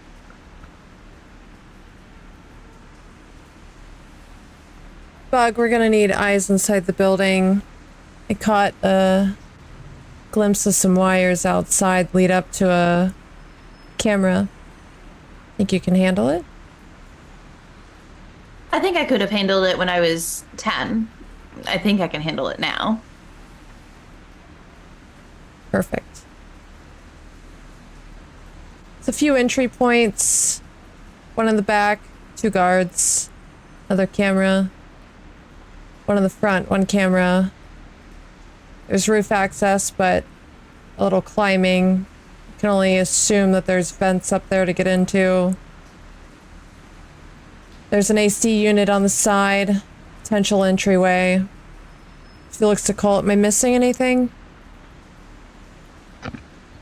No, I think you got it. Well, thoughts then? Are you thinking we're gonna get her before they move her? I don't know. Can't see inside. There's a couple people roaming around upstairs. 3 levels. She's in the middle. It's a potential for a lot of guards. A lot of bodies. Sneaking her out's gonna be a bit hard. I'm curious if we can control the doors. Because if you can... If you have a way of controlling all the doors in that facility, you can isolate level 2 from the rest of the building, and we can go out the fire escape. Listen, I'm a tech person. Hardware. Not so much a net runner, but I can certainly try. You look like you could kind of wing it. And he looks back over at that device. I find out in the field that's the most important attribute. Yeah, I can try. Like I said. But... And she's going to look back at Sig very seriously. I just need a signal. And I just need to make sure that you've got a way out if you guys go in. If anything, I'm going to blow open a door. So you at least have one way out. Did you have the option of catching her on transfer to the vehicle? 2 guys out back, 1 camera. I can't imagine one little girl is gonna need too big of an escort. Depends on how important she is. Yeah. We're definitely going to need wheels to get her out of there. Fast. Oh. They'll be taking her to a vehicle. Always a chance we could take the vehicle. Not sure if there's going to be any tracking info on there.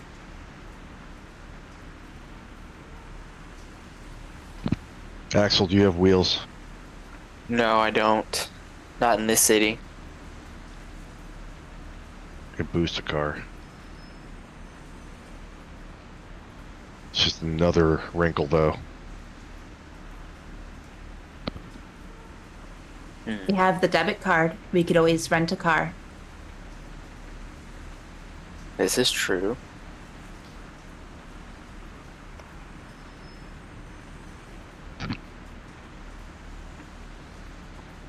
Put it under her name, the fake name that we got. Colt looks at Sig. So what are our options here? What do you think? You think we go quiet, or do we hit the truck? Going quiet's the safest way. For sure. I agree. Depending on if we can execute it.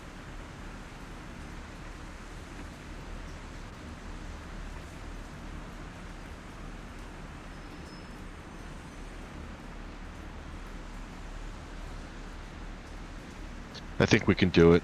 I think we just need to go slow and make sure we communicate. We can head over.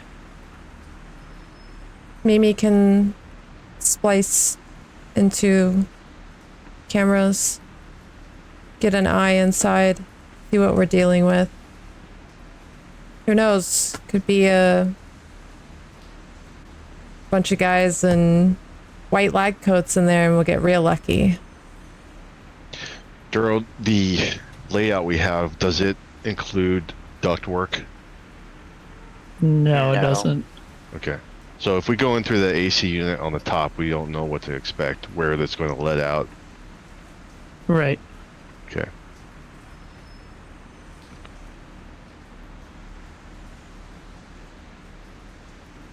Until we can get cameras going.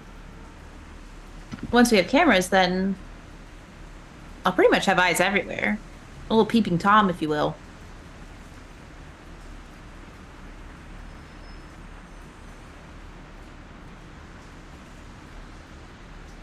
What do you need to get eyes in there, Mimi? You have a debit card? Well, don't worry about the debit card so much. I think I could probably finagle my way through, as long as I can get a computer and all of you watching my back in case guards come around and decide to not let me look at what they're doing.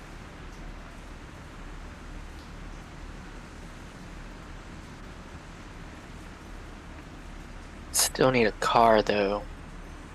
Car's easy. Rent a car.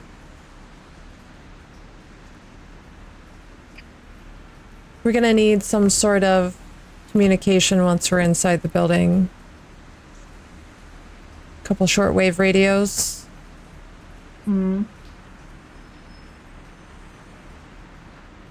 I've got my cell.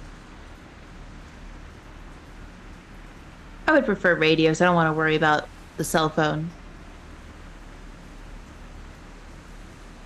My thought is we get Mimi in through that duct. I know it's an unknown, but then we'll know she's coming. And maybe she can get out of one of the ducts, one of the vents near a terminal. And maybe she can get eyes on our target. I think I want to post up on that fire escape second story, so I have the least amount of travel.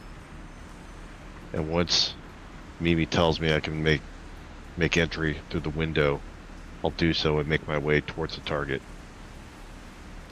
Sig, I think you've got, with that rifle, seems like you're able to handle yourself at range. What do you That's think what I about do. that? What do you think about Overwatch on that back dock? So you want to put my baby sister in this building all by herself? No, she's going to have her babysitter with her. We'll send an Axel behind her. I'm 20 years old. I'm an adult. I can do this. This is perfectly. This is cake. This is nothing. Yeah, well, a lot of adult stuff can happen once you're in that building, and you'll probably need Axel. Not that I don't mind being a babysitter or anything, but I didn't think that's what I signed up for.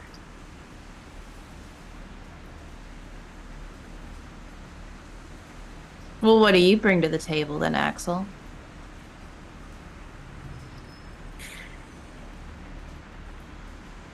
Well, I'm very sneaky. I bet you are.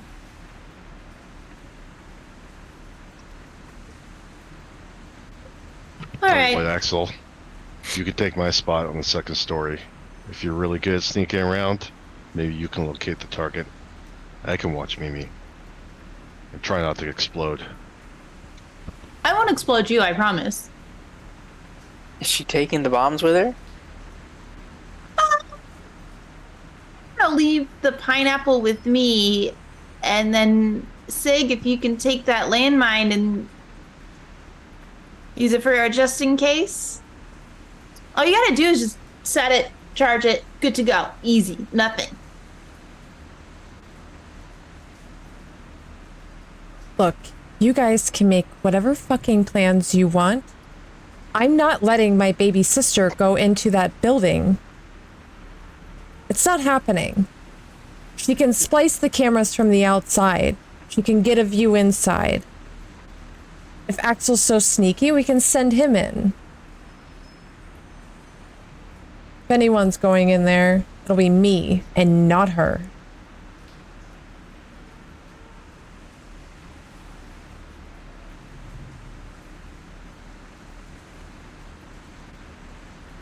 Sounds good to me. We just need eyes inside that building. We gotta get a grip. We've got 48 hours. That gives us a whole nother night to look inside of there to do this. We figure our plan out tonight. We go, check the cameras. Mimi, if you can get into the cameras from the outside, we'll have a better idea of what's going on the inside. Then we can maybe make a little bit more educated of a plan instead of sending the techie in. She's like staring at you, Colt, like just daggers are coming out of her eyes at you. I have a bomb. Shut up, Bug.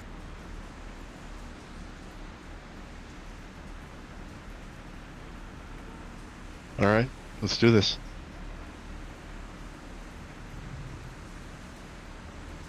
The wiring's just out of the way enough for you to get over there and get a look. All right. Colt, how are you on close range? It's my forte. Beautiful. You can escort her over. I'll watch from the building above.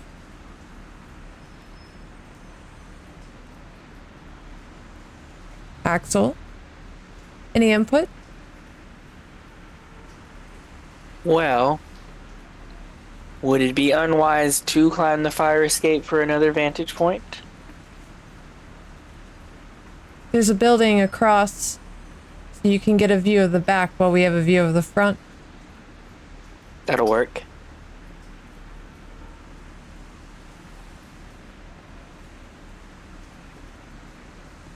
Maybe we can pick up a couple radios on our way out.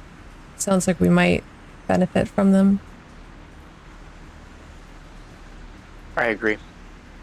Considering our employer gave us unlimited eddies to spend on this little endeavor of ours, might as well put it to use. Nothing like spending another man's money.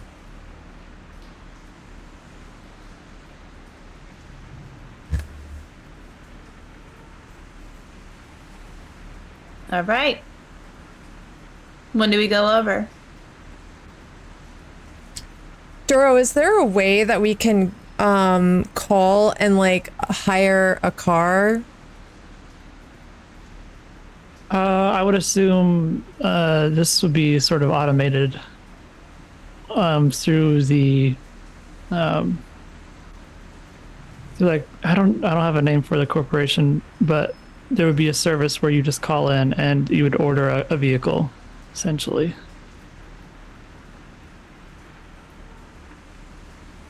She's gonna turn and pull out her cell phone and dial a number. And she's gonna go ahead and order us a car for the night.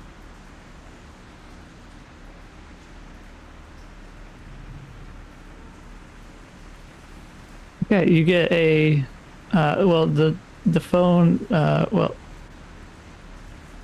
the automated message on the other side tells you that the vehicle will be there within 30 minutes outside the hotel. Car's on the way. She's gonna grab a duffel bag from the side of the bed, and she's gonna put her rifle in there, as well as a first aid kit. We'll stop on the way. We'll pick up some short range radios, distribute them for probably gonna need them anyways in the long term.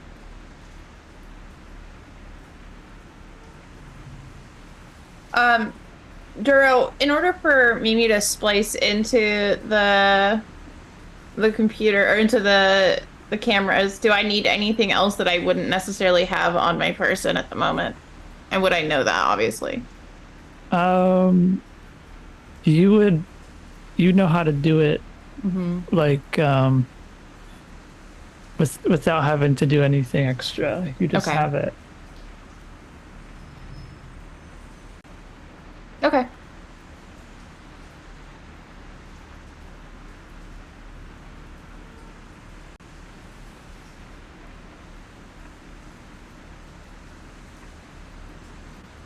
All right. Let's see. I'm looking for radios.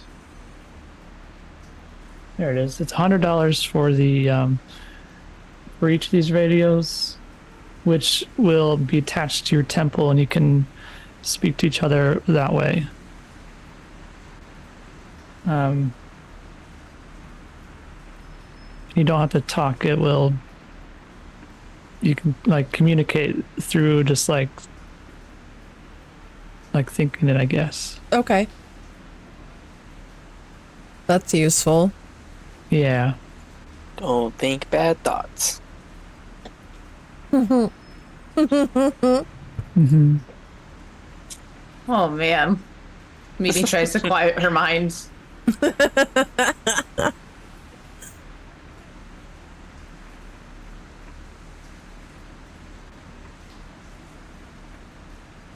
Okay, so you stop at the convenience store along the way to the warehouse and pick up these radios. Each of you will have the mastoiled camo.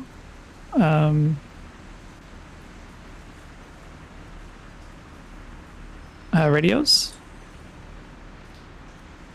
Mastoiled camo on page 70. Each of you will have these, and you make your way over towards the warehouse.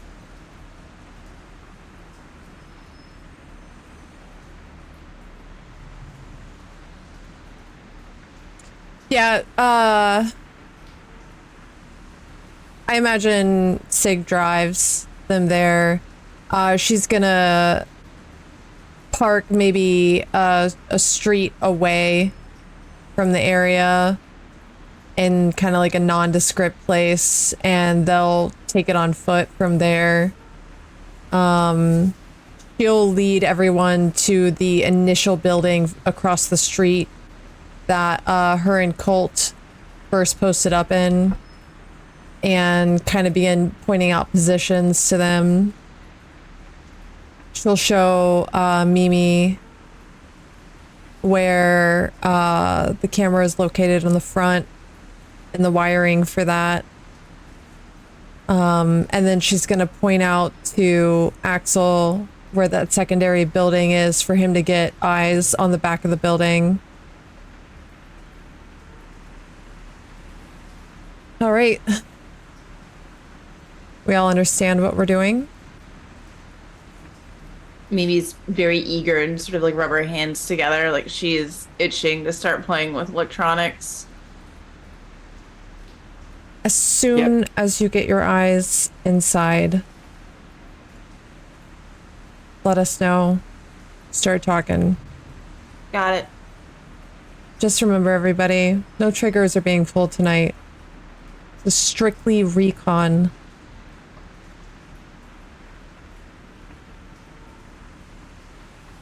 Okay, so Mimi, you climb up the pole to get to the roof, where you're able to splice into the cameras. All right.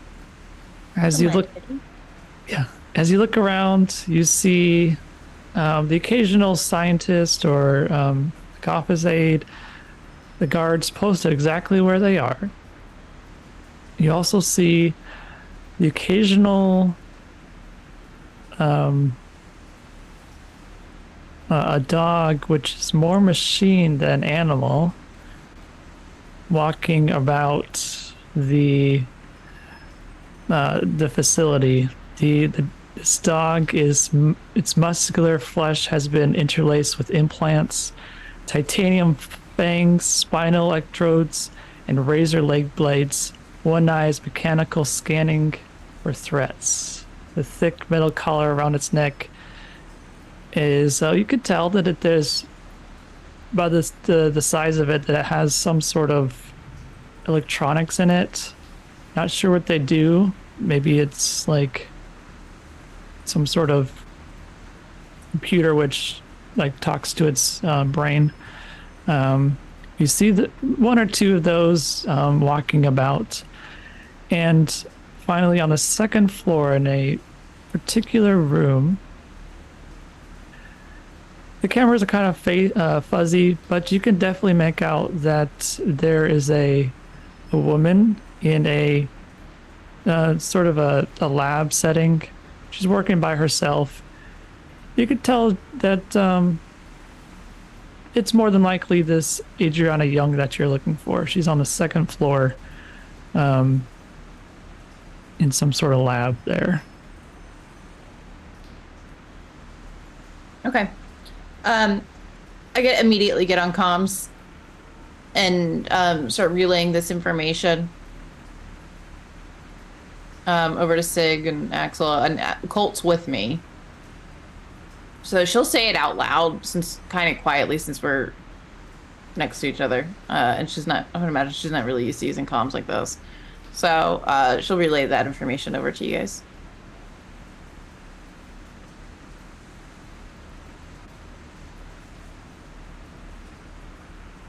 Also, sorry, I forgot to say, you do see interspersed are the air ducts. There is one in the room which Adriana Young is situated. You'll hear over the comms, in addition to the general layout, she'll sort of, it's odd to her to talk to other people that's not Sig, so she'll sort of mostly direct most of her attention to her, and say, there's a sort of robot dog? Looks like half dog, half robot. He's kind of cute. I don't really want to fuck with him, though. And I don't think that you should either. There is an air duct directly into Adriana Young's lab. I think it's her. Does she have any guards in there? No, I don't see anything. Maybe we can find a way to get in through that AC unit. More so, get her into the AC unit and out. Right. Well, someone's gonna have to go in and get her. Who fits Can an air you duct? tell how big the air duct is? Can I tell, Duro? If it's Mimi size, or if like Axel can fit in there? It would need to be. I think Axel could make his way in there, but it would be difficult. It's But Mimi would fit. it's a tight squeeze. Sorry, I missed it. Were there guards within the same No. No, space? Okay. no. I could get in there.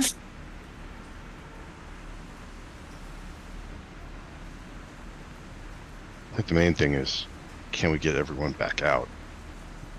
If we go through the ducts, yeah.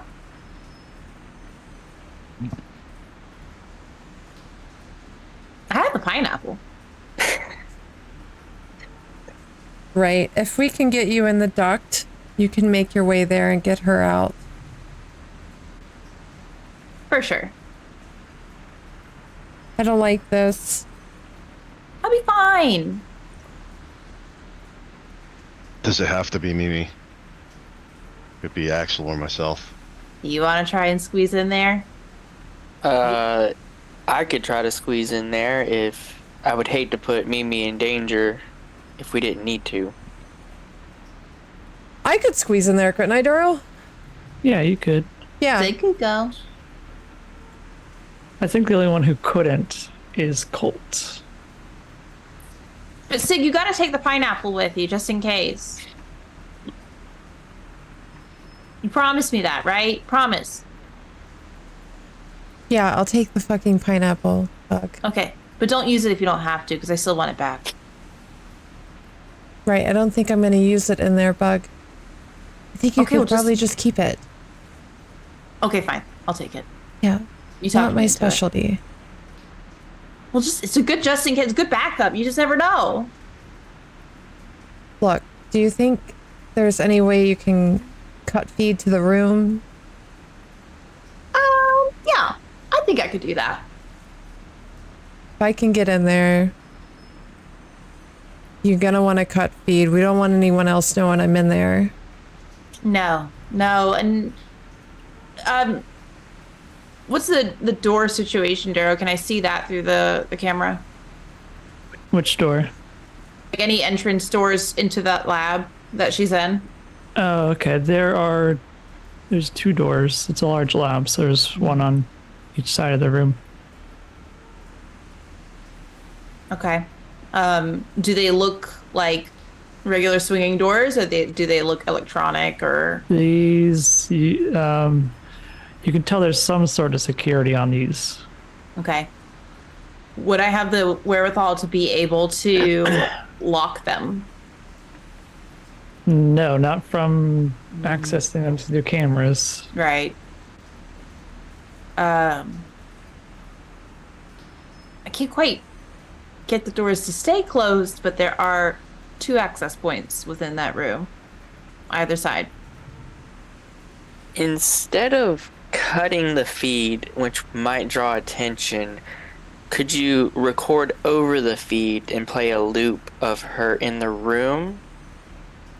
Yeah. Because I feel like cutting the feed might draw unwanted attention from somebody going to check on the camera.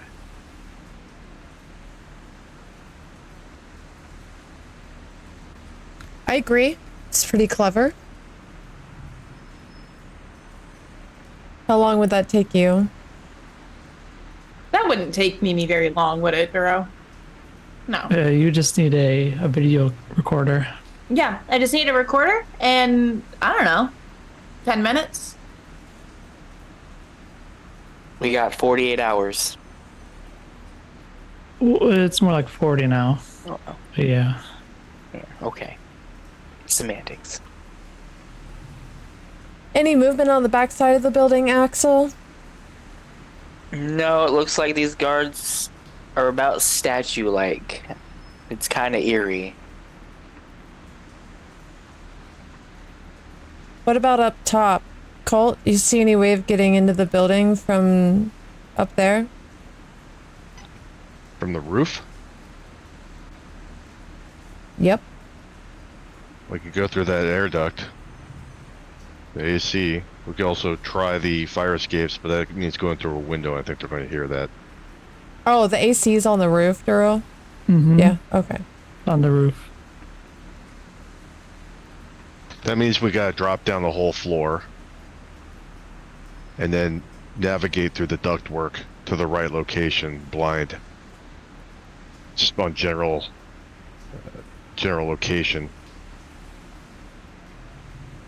Can we discern from what we've seen on the cameras and what we know of the second floor layout exactly which room Adriana is located in? Yeah. You know where she is. Okay, so we have a rough understanding of where we would have to head if we drop down a floor through the ductwork and then make our way. I don't think I could fit through there. I'm going in. It'll be me. Where do you want me? If this goes pear-shaped, where do you want me? Probably good to have a guy on the roof. A guy over here. One watching my sister. One watching the outside. The car nearby. Let's say a gunfight breaks out. You want me on the second floor fire escape? I could come right through that window. Well, And we can extract loud if necessary. It'd be probably the fastest route.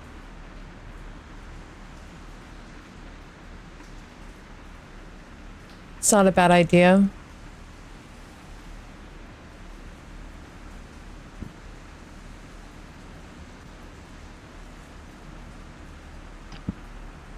Alright, so you go through the vents. I'll be on the escape.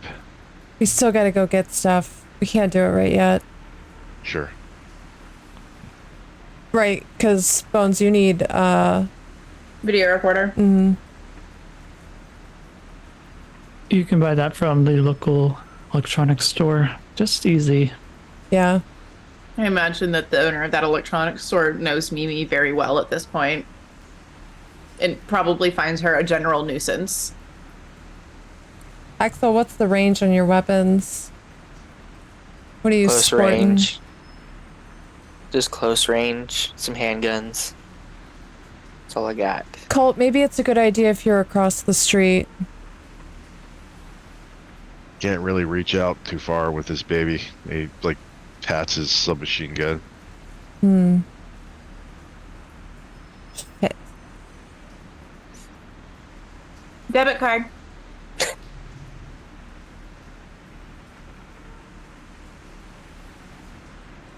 Nothing's stopping us from just buying another gun. Well, you see, I'm kind of attached to this one. Look, if these guys don't got range, they don't got range, Mimi. And I can't send you in there if I have you manning the cameras. It's too risky. Axel, if you think you can fit in there, then be my fucking guest. I can walk from across the street. Colt's got the rooftop. He can jump in if anything happens. Fire escape.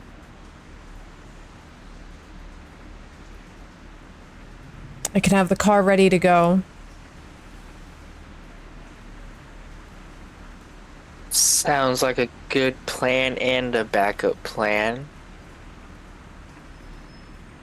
Think we just need to put the wheels in motion then. Get the recordings, everything set up. Anything else you think we need, Bug? No. I've got what I need. Once we get the recording device.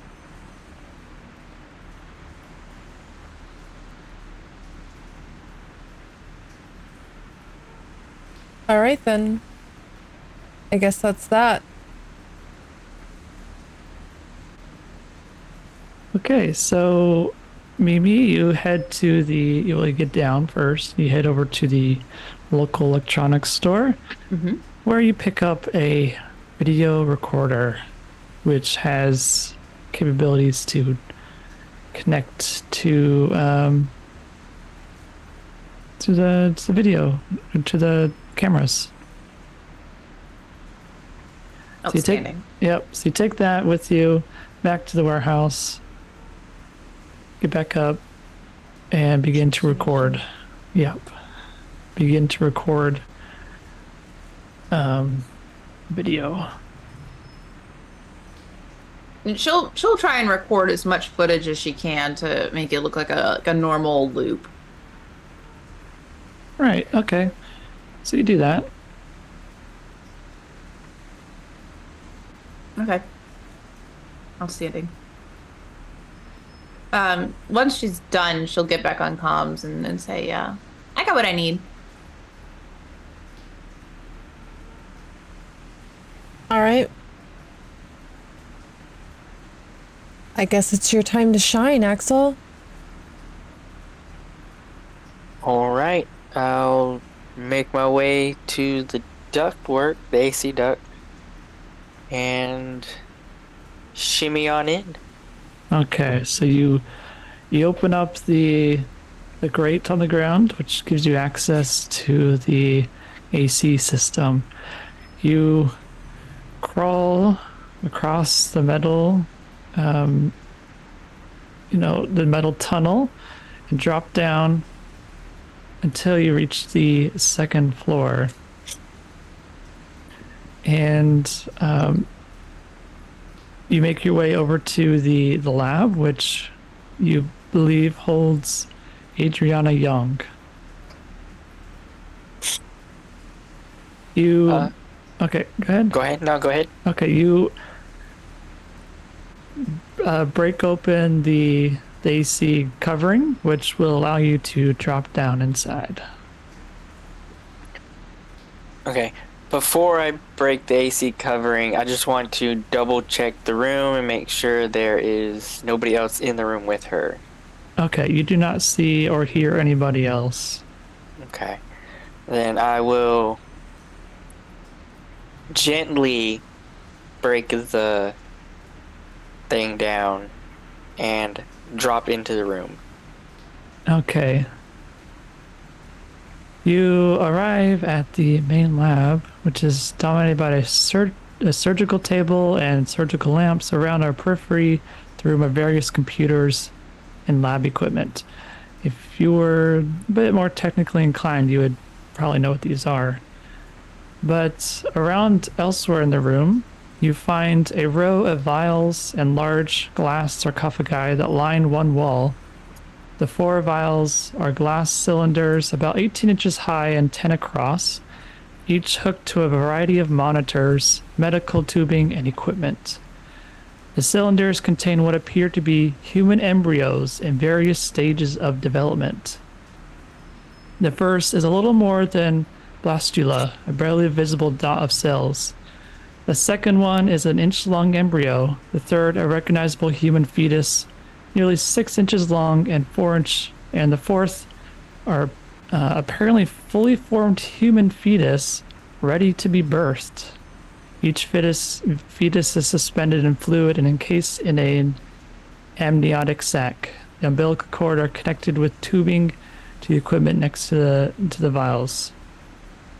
You see all this, and in a separate room, which is connected to this one, you see a young woman enter, stepping through. She's probably in her early 20s. She appears to be going over some documents in her hand, and she looks up from her reading to take notice of you. Well, I was not expecting you so early. My father told me I should be expecting you. Yes, are you ready to go? I am. I'm Dr. Adriana Young. If you weren't aware already, I'm sure you were, though, considering you're here. You look just like the picture. Now then, how are we gonna escape? We're going to shimmy up into the air ducts and crawl out of here. They are ducked up there. Yes. Don't worry, I can help lift you up if need be. Well, this is all new to me. I've never escaped before. This part's new to me too, so we're on a as learn as we go scenario. All right then, let's go. I don't wish to be here any longer. Alright, well, let's make our way over here, and I will help you up first, and I'll be right behind you. Okay, you give her a boost up into the AC units, and the both of you shimmy yourselves back out. Will you make it back all the way out? Yep, you do. Alright, and I will relay this to anybody who hasn't seen us come out yet.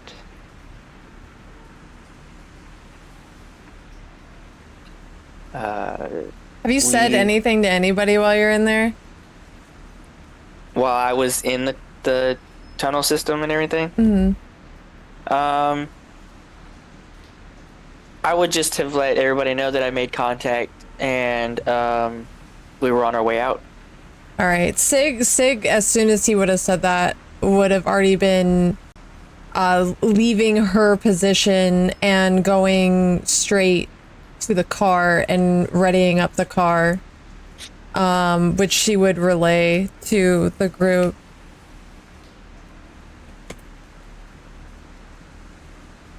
Colt's ready at the AC unit opening with his submachine gun silencer attached, but he's waiting for to see them so he can pull them up out of the ductwork.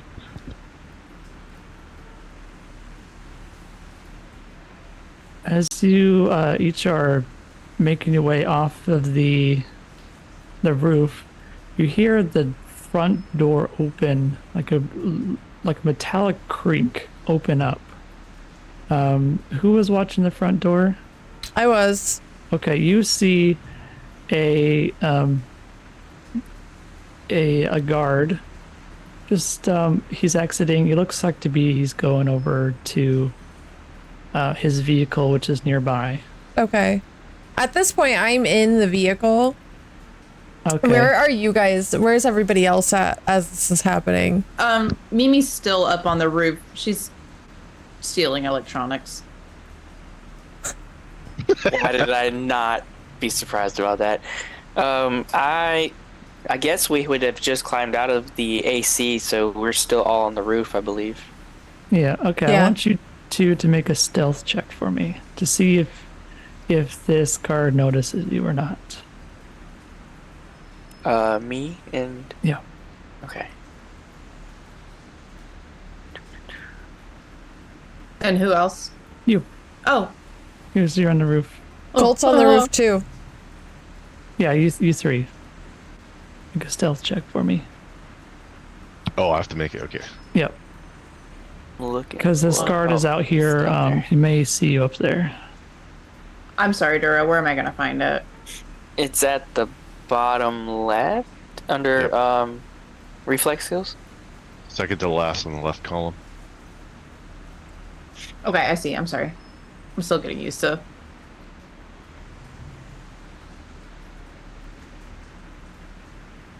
Did it? Oh. There. Oh no. Not good. Okay, so this guard, he's as he's making his way over to his vehicle, Mimi, you drop something from the roof, which crashes onto the ground, and this guard takes notice of it and begins to look around and notices you up there, and he yells out, "Hey, who's up there? Hey!" Mimi's panicking and in comms with Sig. What do I say? Sig notices this. She's like idling the car really close. So she steps out of the car and instantly starts walking towards the situation. God damn it. Is that you up there again? Again. What did I tell you? What did I tell you about roof climbing? I just really love climbing roofs. Nope. Get down from there. I'm so sorry, sir. And she's gonna get, like, closer to this guard. She's my younger sister. I mean, she just lets herself out and gets in all sorts of trouble. We just love trouble, don't we? Yep, sure do love trouble. Sorry about that. And she's gonna start shimmying down the drain pipe. Oh, I don't want to see it again. Next time, I'm gonna make sure the police arrest you. Yep. I'm probably gonna go do community service just to make up for that. I'm really sorry, sir. Sig's gonna get very close to this man. Is he wearing a uniform? Yes, he's wearing a polo shirt and he's got a bulletproof vest on. Oh. You see, it has the name Norcross. She's gonna kind of play her fingers in the lapel of his polo. I am really sorry about my sister. Thanks for not calling the cops on us. He's gonna get all flustered. He says, "Oh, no mind. You know, I have children of my own. I know how they are. Just a real nuisance sometimes, yeah? How about you have a good night? You too. He sits back in his car and he looks to be smoking in there. She's gonna turn around and walk back to Mimi and under her breath, get in the fucking car now. I did so good. I fucked up just a little bit. She's getting in the car. In the car. I did so good. Can I have a cigarette? Yes. Like, searches and pulls out a pack and hands it to her. Now get in the fucking car. Okay, I'll get in the car. She gets Fucking Christ. And then over the comms, all right, boys, well, we'll be waiting for you down the block. Make sure you don't do what Mimi just did. And she's gonna get in the car and, like, drive around and down a street and park. Mimi's like hanging out the window, I think, just kind of smoking a cigarette, and she sort of looks back at you, saying, and I did everything else perfectly. You did great. Yep. Proud of you. You see Colt Yeah, peer over the say it top of the back. building, down at you. It kind of gives it like a shrug, hands up signal, like, what the fuck is going on? Axel's gonna turn to Colt and be like, well, where do we go from here? The opposite side? Is the guard still out there, or is he leaving, Duro? He's sitting there. The two of them rolled well enough that they'll be able to get off the roof without him noticing. Okay. Okay. Good. Yeah, we'll make our way off the roof then. Yeah. Okay, so Axel, Colt, and Adriana make their way to the vehicle. Well, isn't this exciting? I've never been out in the world before, to be honest. Weird. That's weird. I was Wait. thinking the same, Mimi. Did she just say she's never been out in the world? Yeah? Great. How? All right. Huh. Do you want to Drive. expound upon that? She's already like What? to the gas. Getting the fuck out of there. She's lit a cigarette. She's got the window down. She's like glancing back at this girl as she's driving. yeah, Mimi's like slung over like the passenger seat up front and like looking at this woman like, what do you mean you've never been out in the world before?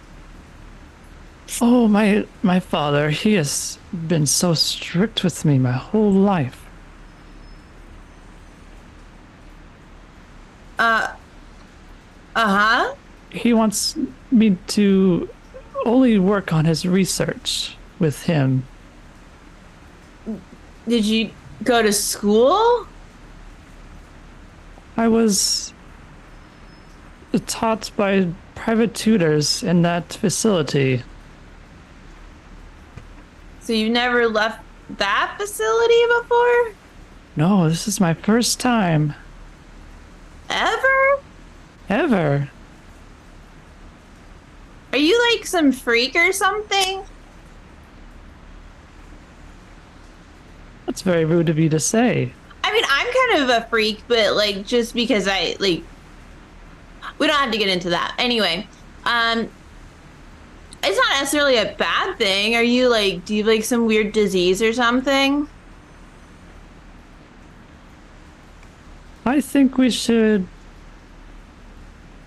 keep those sort of questions to ourselves, don't you think? See, That's the thing, though, is I don't really have a filter to stop me from asking those sorts of questions. So I'm just gonna turn around now, and she's gonna turn back around and like try and just like work through the mental gymnastics that's going on in her head.